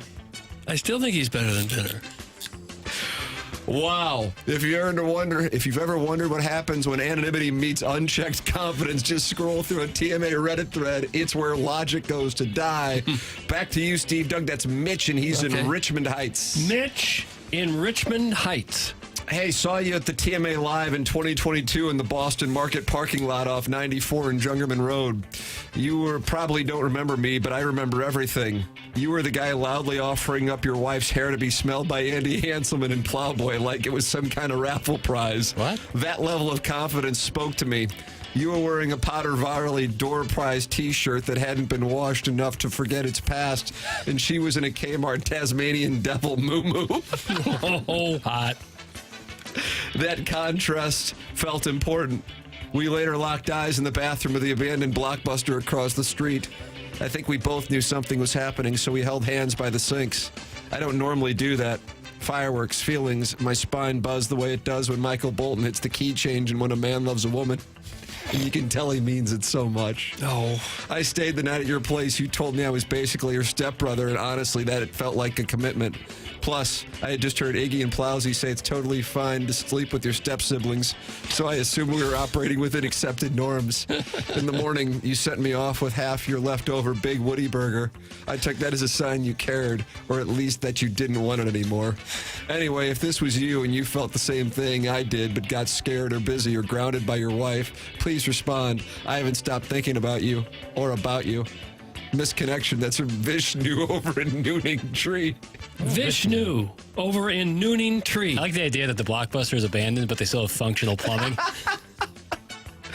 Hello, Singapore. Also, shout out to the money launderers in Switzerland and the Pogs in Kirkwood. As I continue to get better at teasing, we flash back to May 10th, 2018. Doug was noticeably absent with a bad back, so Tim turned his program into a live QFTA and the show advanced. When the high-usage pervert was asked who was the best lay he's ever had, it wasn't so much his answer of Tony Lima's niece or how he'd left the patio door open so his friends, all dudes, could watch him go for hours with the niece of the 1964 British Open champion golfer, but how he casually humble bragged, I'm not exaggerating when I say there's probably 500 lasses I've slept with. The text inbox was raging, and before long, Iggy was discounting the total. It could have been 300, it could have been 200, I don't know. It should also be mentioned that the program was on a live remote in the parking lot of a private business. As was Frank's show immediately following. So an email today rolled around, you had Iggy getting roasted over his exaggerated body count. Well, Tim asked Frank, don't you love that this is a remote with it blasting out over the parking lot? That's from Buck Swope, DBA The Recess Lady's Breast. Buck Swope. He's new? He's not new. He's not. Jackson, Gold. you've had a terrible time with the drops from 8:35 to 9:12 today. But you know what? I'm going to tell you congratulations on your success, young man. You hold your head up. You and the guys have had a most magnificent morning. You just hold your head up, okay?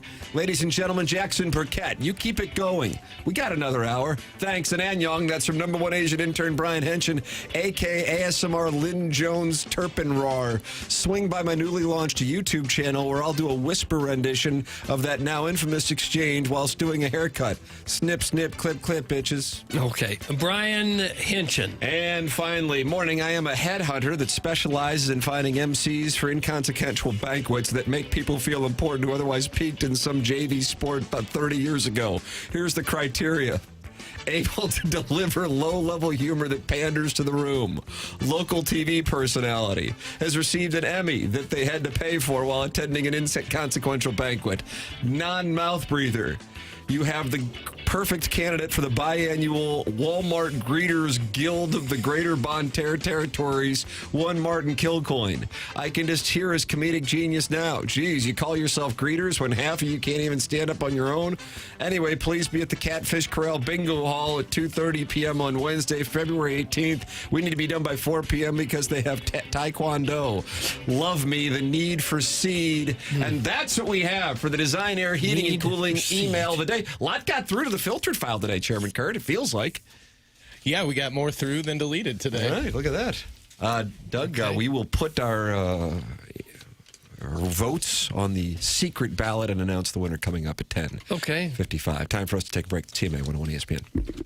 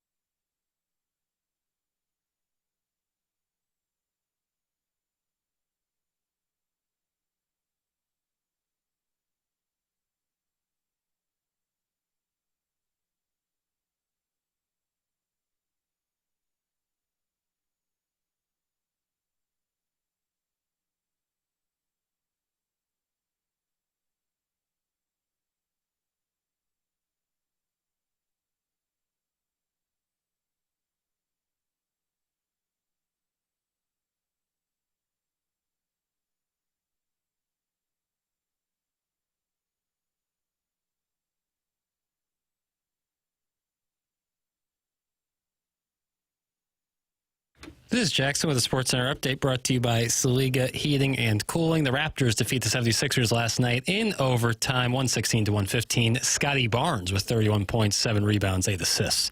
That was another SportsCenter update brought to you by SLU Heating and Cooling, a Daikin heating and air conditioning dealer.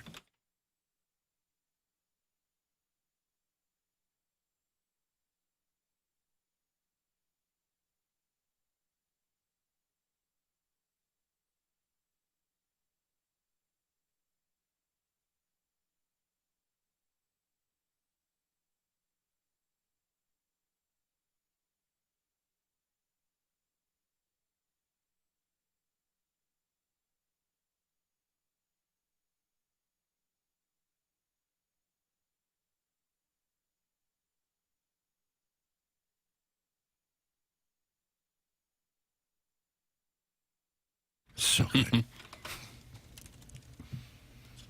Google me.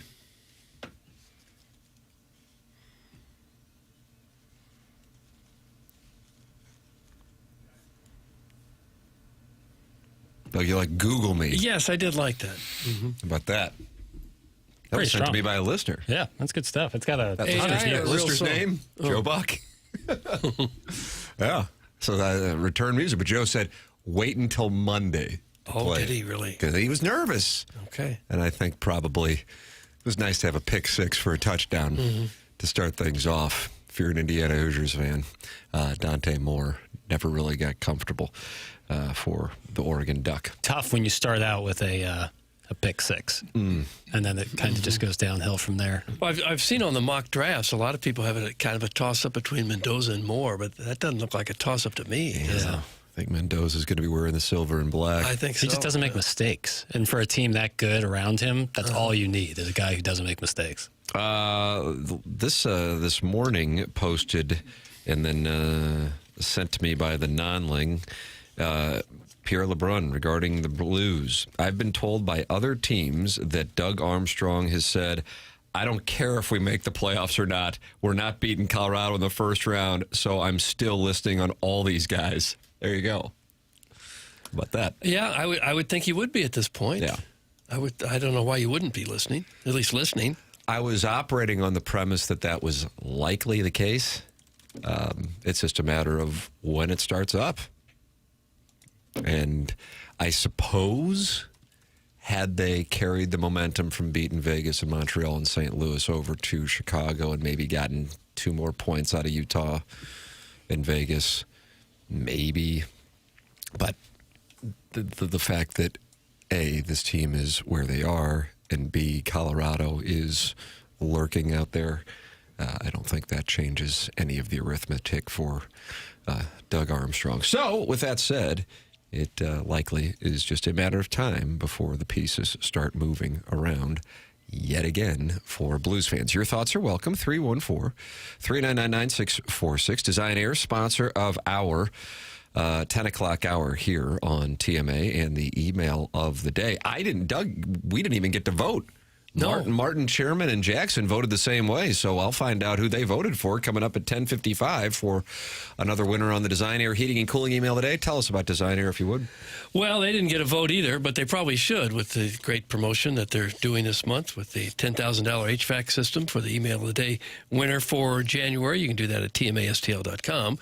Design Air has been around since 1904, fixing St. Louis's furnace and air conditioning. I guess they weren't too many air conditioners in 1904. Certainly been doing furnaces for that long. That's 122 years now. Not just another HVAC company, the longest-running sponsor on TMA. That's sweet. Loyalty says a lot. Seth Goldkamp, 4th-generation family member at the top of that company, and they just do fantastic work. You can believe they do honest work. You're never going to be sold something that you don't need. So whether you're dealing with the St. Louis cold or the summer heat, they have got your back with dependable service and no-pressure solutions. Visit designairservice.com. Schedule your service today. Makes good sense to get ahead of it. Your furnace, sooner or later, it's going to need maintenance. Why not get ahead of it? Make sure that it doesn't go bad when the weather turns really cold here. Design Air, comfort you can count on since 1904, and one of the most important things, home of the handsome repairman. You don't know who you might get. Perhaps it would even be the dashing Steve. What about That's the bold Design and Air daring Service. Adam? Oh, well, he is bold and he is daring. And he's the kind of guy you'd want working on your furnace, mister. Take a break. Come back with more TMA 101 ESPN. All right.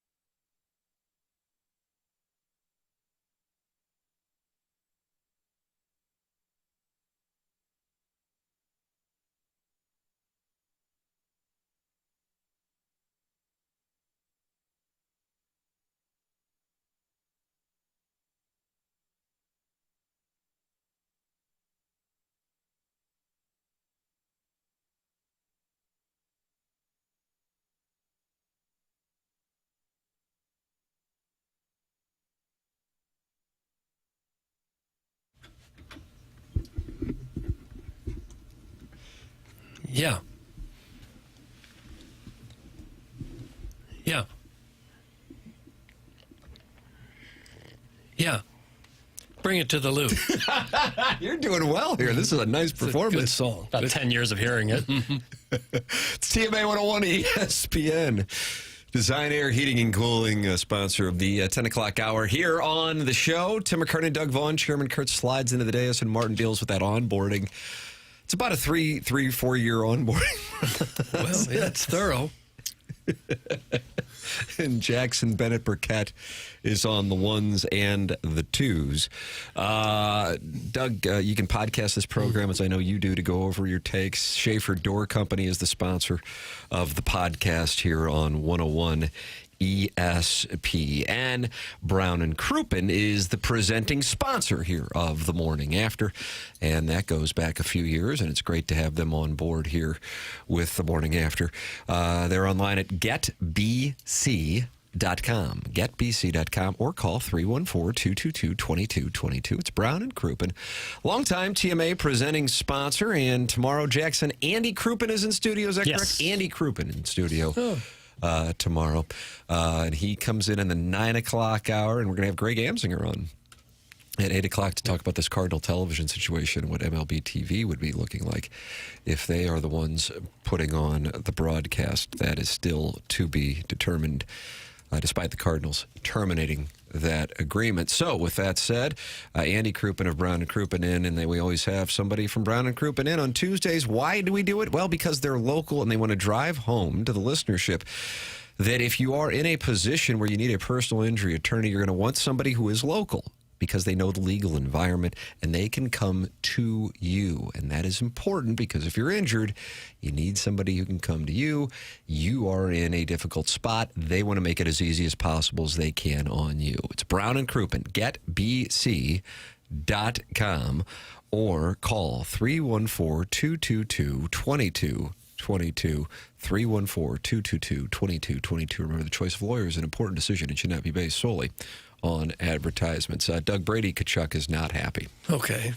And he's not happy with the situation surrounding the Ottawa Senators and Linus Ullmark and the time he has taken away from the team, and the story that has captivated many following this on social media. Brady Tkachuk decided, enough's enough. I'm going to say something about it. Take a listen. Okay, love to hear it. Yeah, not gonna lie, it's pretty fucking bullshit. Hey. I mean, I don't think anybody's pretty happy about a narrative being spread like that. I think it's okay for people to critique our on-ice performance, but when it gets into family, it's pretty fucking bullshit. So, it's embarrassing that it got to the point that it did.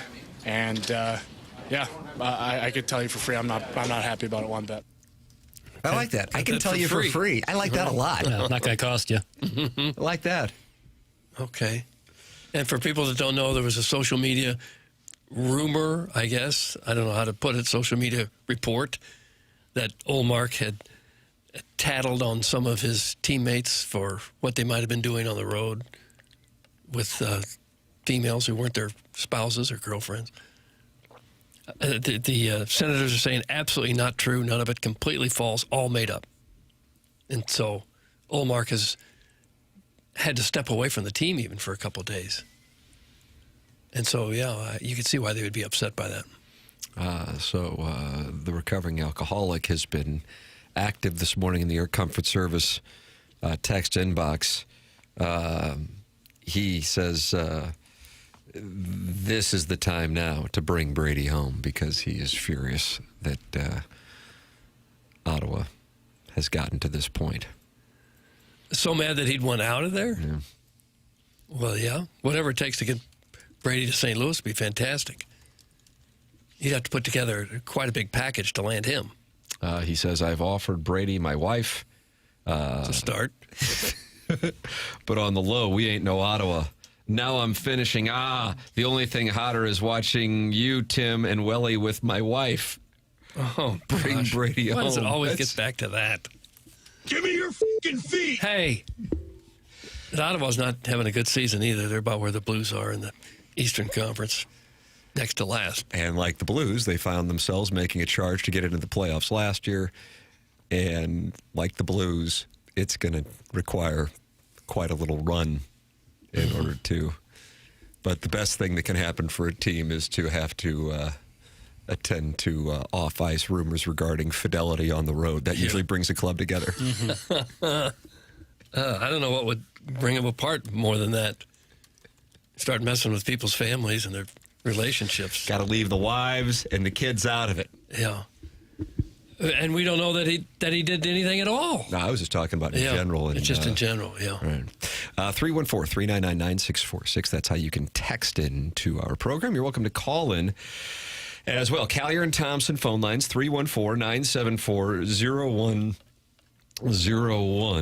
And then we will have the winner of the Design Air Heating and Cooling email today coming up. Then BK and Ferrario at the top of the hour. Doug, you love a good Gallup poll? Well, if it's run by Gallup. We have a wonderful Gallup poll with results coming up for you on the other side of our commercial break. And I'm curious if you'll be dialed in with where the voters are on these sports questions. It's coming up on the other side of the break. It's TMA 101 ESPN.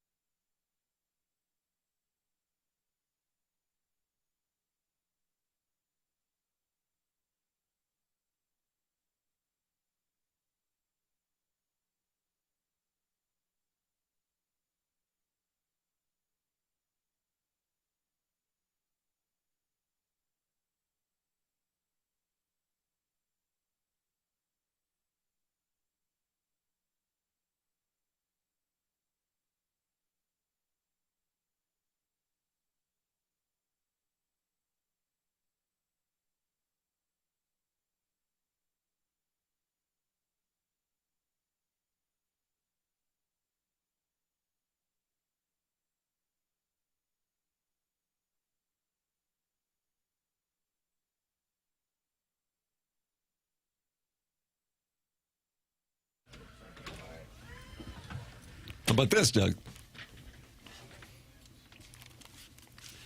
Well,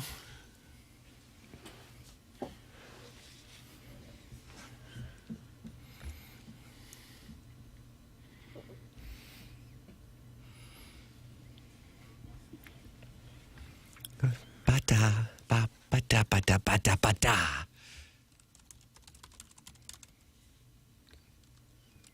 Ba-da. It's TMA 101 ESPN Papers. What do we have going on here? That's I Lied to You from the movie Sinners, which should have won Best Golden Original. Globes take red alert. here we go. Should have won Best Original Song last night. Don't worry. When the real awards come around, the Oscars, it'll win. Did anybody watch Nikki Glaser last night? I'm really I into. did not. I'm really into. Didn't really. I'm into who wins. I like looking at the awards. Obviously, it's part of what I like. I'm passionate about. Actual watching of the award shows are very long, and I don't care to watch them all that much. I watch the Oscars, but that's about it. I enjoyed her monologue. Yeah, I need to go back and watch her monologue because I love Nikki Glaser. I need to go back and watch her monologue. But outside of that, no real surprise. It's the Hollywood Foreign Press. She's great. The awards are kind of a sham. Oh, wow, this is Movie Boy talking too. Yeah. But we also heard that a lot of people that vote for Oscars don't actually watch the movies. Well, we heard that the requirement now is you have to. It's a little concerning that wasn't a requirement beforehand. How are they going to know whether people did or not? Guess you won't. There's some listeners here who would like you to have a requirement to watch Blues games. To talk about them, I would agree. So I simply don't talk about them. I think then we can all live happily, right? I don't know. If you look at the Air Comfort Service text inbox, you might not necessarily.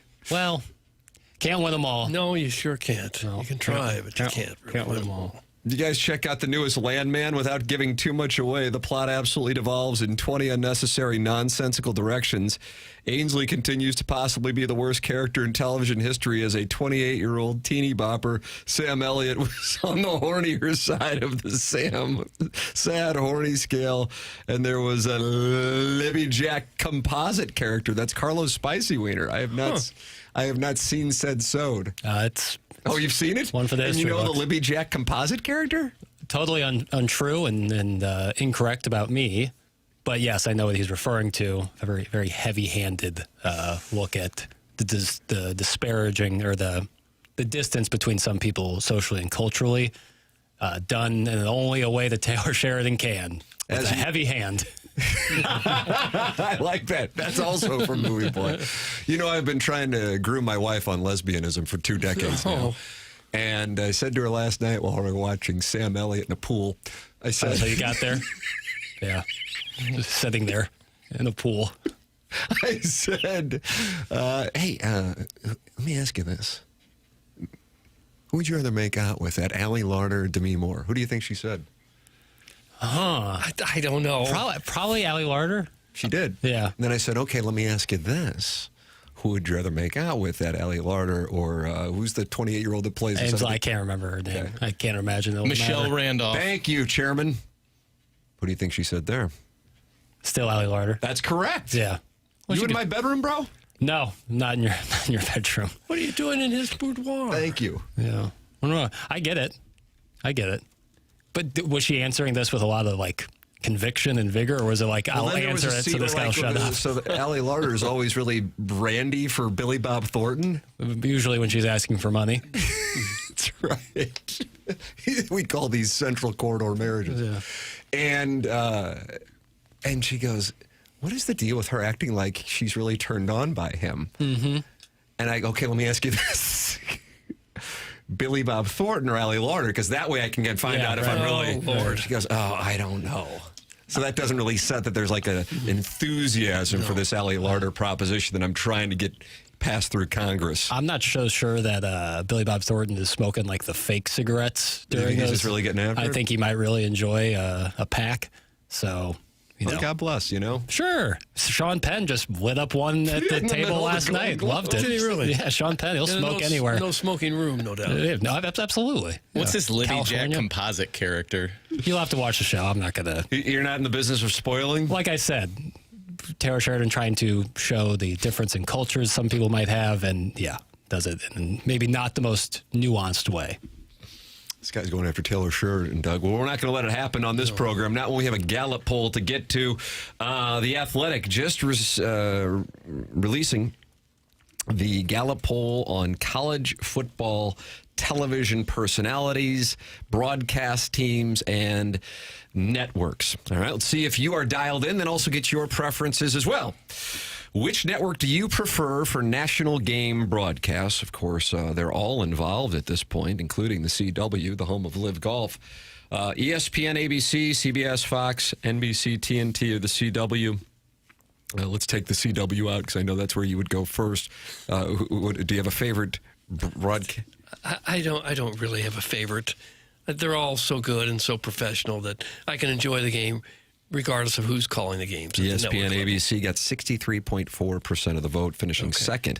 CBS at 15%. Looks like the Gus Johnson fad might have come to an end. And I have to tell you, I don't mind that. It's nothing personal against him. I just think the yelling thing is kind of something we all have the ability to do. And maybe it was the Indiana-Penn State call that ended. Hold on. Jackson's calling it up down here. YouTube with these ads, man. It sucks. I get when premium? Yeah, you should have a premium. Why don't you have a premium account there, I Papers? should. I use YouTube so much. I would assume What's you do. What's the monthly rate on I that? pay $17.99. Not bad. Here's something. Mendoza in trouble. It's out. Touchdown! Wow! A miracle play. Unbelievable. Gillen Rising drove it out. Not great. Yeah, that's a little much. I guess if I had to pick a favorite, it'd be Chris Fowler and Kirk Herbstreit working together. Well, you're going to get to answer that question coming up. What is your favorite network, conference network for games? The three chosen: Big Ten Network, SEC Network, ACC Network. Big Ten Network got 47.2%. SEC Network 39.4%. ACC Network 13.3%. Now, here you go, Doug. Announcers, your favorite broadcast team. Fowler and Herbstreit and Holly Rowe are number one, getting nearly a third of the votes. Really? Who do you think is second? Oh, brother. Sean McDonough. Yes. Greg McElroy and Molly McGrath. I think they're very good. Joe Buck, when he was on with us last week, was it Thursday, Friday? He was talking about how much he appreciates Sean McDonough. I feel like he's been around for a long time. Yes, yeah. But his work as a college football broadcaster in particular, I think recently has gotten him greater appreciation for a younger generation. And I also do think McElroy does a hell of a job. Can I play Sean McDonough's call, that pick six to start the game? Sure. That was really good. And the IU fans making it difficult for more in Oregon right out of the gate. De'Aaron Hill Jr. is the running back. The quick pass is intercepted. It's going to be run in for an Indiana touchdown. D'Angelo Pons on the first play of the game. Finishing third, Brad Nessler, Gary Danielson, and Jenny Dell. Tom Hart, Jordan Rogers, and Cole Kubik. I really think they do a great job in a major way, and it's got nothing to do with the fact that Tom comes on the show, and I guess we're peers from the University of Missouri, because if anything, I think Cole Kubik is kind of the secret weapon in there, but Tom's sense of humor and the chemistry he has with Jordan Rogers, they were down the list, but everybody's kind of, once you get past the top three, it drops off precipitously. All right, who is your favorite college football television analyst, broadcast or studio? Who do you think has that? Probably McAfee. No. Herbstreit? Yes. Second is Saban at 13.1%. Herbstreit got 24.2%. Joel Klatt gets third. I guess McAfee doesn't really do games, though. But I do like it when he stands up on the table, starts screaming to the crowd out there on the game day broadcast. Well, how about this, though? How do you feel about Pat McAfee on College Game Day? I like him, 31.6%. I don't like him, 49.5%. Really? Huh. No opinion, 18.9%. Huh. I have to tell you, I'm surprised by that. Yeah, me too. Yeah, I mean, just the kicking segment that he brings to the show alone, I think. That he bankrolls. Yeah, elevates it to a major extent. Where did this poll come from? The Athletic. Gotcha. Is he just a little too much in your face for some people, you think? Yeah, I think it's a little bit of some people might view it as like a look at me kind of thing with McAfee. I don't see it that way. I think the best part of game day is the energy, and he obviously brings energy. Like, it's a noticeable difference in college game day when they do it on campus in the middle of it versus doing it in a stadium with either no one around or even fans there. It doesn't have the same energy, and I think he brings a great amount of that energy. Now, with that established, the show has been absurdly successful, and it was well before he appeared. Was he in his third year, I think? Yeah. And the energy on campus is absolutely critical to it. How do you feel about Nick Saban on College Game Day? 73% like it. Whereas McAfee was at 31.6%. Don't like it, finished third, 13.3%. No opinion, 13.7%. I think he is outstanding for what I like. Now, I realize I'm a hardcore college football fan, and I love his analysis. I think if you're the casual fan, like if you're my kids, you love McAfee screaming and doing the whole thing because they don't know what the hell's going on. They couldn't be, interested in Saban going, okay, take a look at what the guard does here when he pulled, But Saban's analysis is outstanding. And then Jackson, we're both big noon kickoff guys. Right, yeah. Brady Quinn and other members of the 2005 college football American team. Do you prefer ESPN's College Game Day or Fox's Big Noon Kickoff? College Game Day gets 83.6% of the vote. Mm-hmm. The other one kind of looks like a ripoff of College Game Day because it's so similar. Yeah. The setup and everything. Do you believe television networks are biased towards certain conferences? Doug, what do you think? Well, sure. The conferences that deliver big ratings and have the best teams, I would say, yeah, they are biased towards them. 86.8% say yes. And I would say at this point the answer is clearly yes. I don't know if I would necessarily call it bias so much as business because they're in business together, and that's, to me, different than bias. But I suppose if you're passing off facts that might not necessarily be accurate or opinion that might not necessarily be your real opinion because you're in business with it, then whatever you would want to call that, then it's like if our show's like, oh, we got to say that the Blues played well on Saturday night against Vegas because we're the Blues flagship, that'd be a problem. Right. Now there hasn't been a soul in the 4 years that we've been at Hubbard that has ever said anything like that. I mean, not even like a split second where I was like, hold on, never. But I mean, ESPN is essentially in business with the SEC, and Fox and CBS are in business at this moment with the Big Ten. That's a reality. Do you believe TV networks play an active role in driving college football playoff selections or expansion? 82.5% of voters said yes. I would say that also would fall more into the obviously because they're going to make more money if there are more games. Right. Yeah, that seems like a question that's kind of not leading in any way, but like, do you expect people to not answer yes to that? I'd be surprised. This kind of speaks to the age of the people who are answering the polls. What form of TV do you typically use to watch college football? The winner, YouTube TV. 38.4% of the vote. How about that? Really? Kind of surprising given the McAfee split. I would figure younger people more into McAfee on there, but also older people or younger people using YouTube TV more. I don't know. Did they ask about Portnoy on Big Noon Kickoff? I do not see that yet. How about more Stanford Steve on College Game Day? Because I'm in that camp. I'm a Stanford Steve Lemming. Yeah. Myself. Have you watched a football game on the CW or TNT this season? Yes, both. 34.6%. No, 29.9%. Have you paid for a streaming-only service like ESPN Plus or Peacock to watch college football? Only a third said yes. How about that? How many hours of college football do you typically watch on a Saturday? 4 to 8 hours, 56.4%. 8 to 12 hours, 28 or 20.8%. 12 hours? Yeah. Shout out to those Kings. Shout out to those Kings. Awards work there. Clocking in.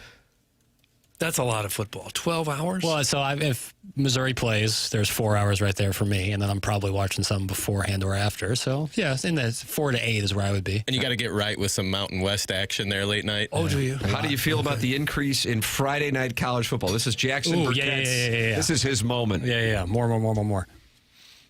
35.8% like it, 40.1% don't like it, no opinion, 24.1%. People just don't see the vision, man.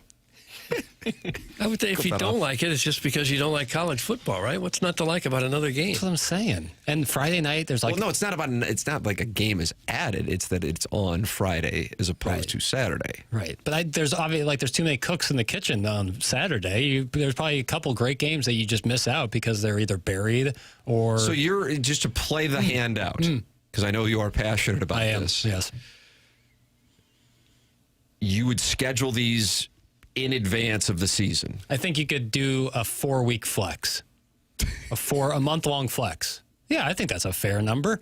A month-long flex, games that aren't necessarily marquee games, premier games in conferences, but are close, and you think could be tight ball games. I'm thinking in years past, not necessarily this year, but years past, a Tennessee Ole Miss game. That would be a pretty good game if it wasn't in the mix of a ton of great games. You put that on a Friday night, let it get all the attention, and I think that would benefit the viewership. And I think it would be just fun to have more real Friday travel night situation games. then. Oh yeah, what about the thousands of people that make hotel reservations sometimes a year in advance? I already booked the Ritz-Carlton at Columbia. I know, but now they changed how many? it and you can't get one for Friday. Okay, but how many times are TV contracts come into play and screw people in that way as well? Like TV money is bigger than the ticket gate. So if you're prioritizing, but you're just going to alienate a lot of your fans. Some people can't make. If you're going to a game Saturday, don't you have a hotel room Friday? Maybe not. Maybe not. Not if you're from St. Louis and you're going to Columbia. For some people, though. For some, I'm not saying all, but some people would already have a Friday night reservation.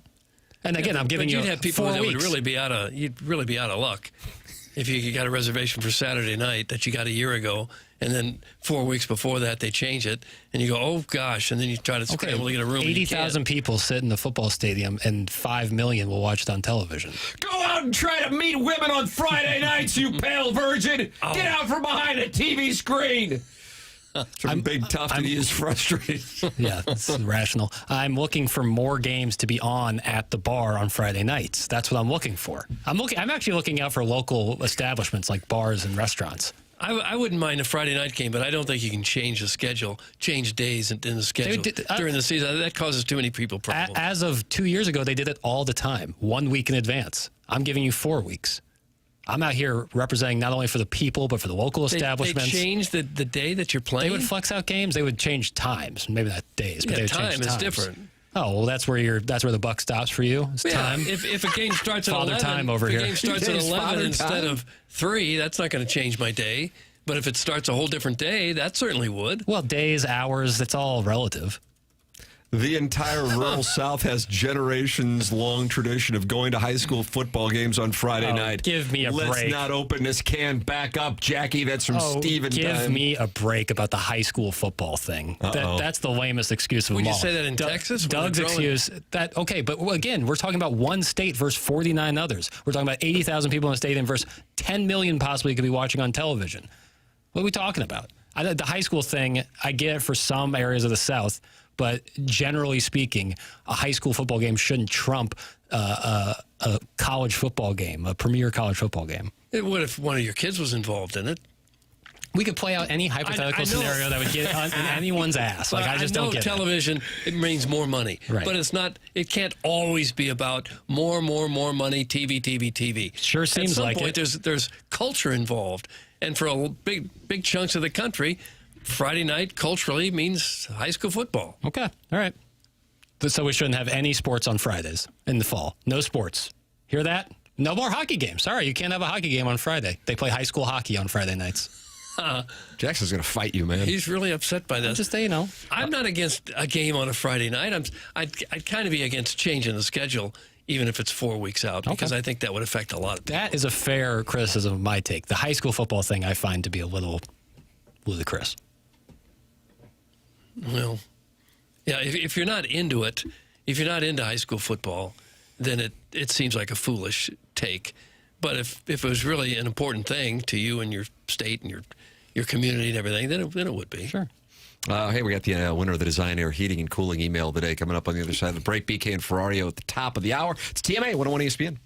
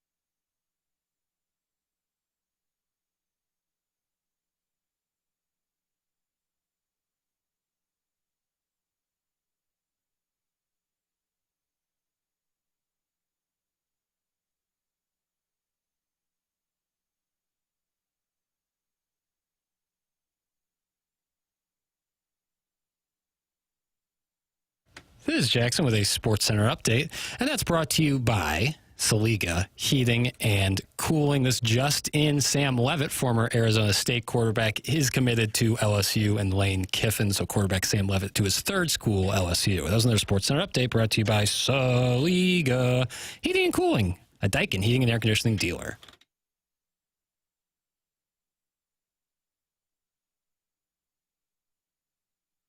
Man, have you or your family seen a change and you're not quite yourself anymore? Struggling to focus, no energy for the people you love? Put it this way, if your bedroom could talk, wouldn't have anything to brag about.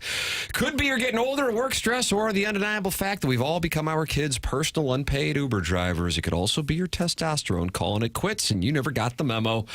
So check out Mentality. Whether it's low energy, weight gain, or just that feeling that something's off, Mentality can help you out. So stop being tired of being tired.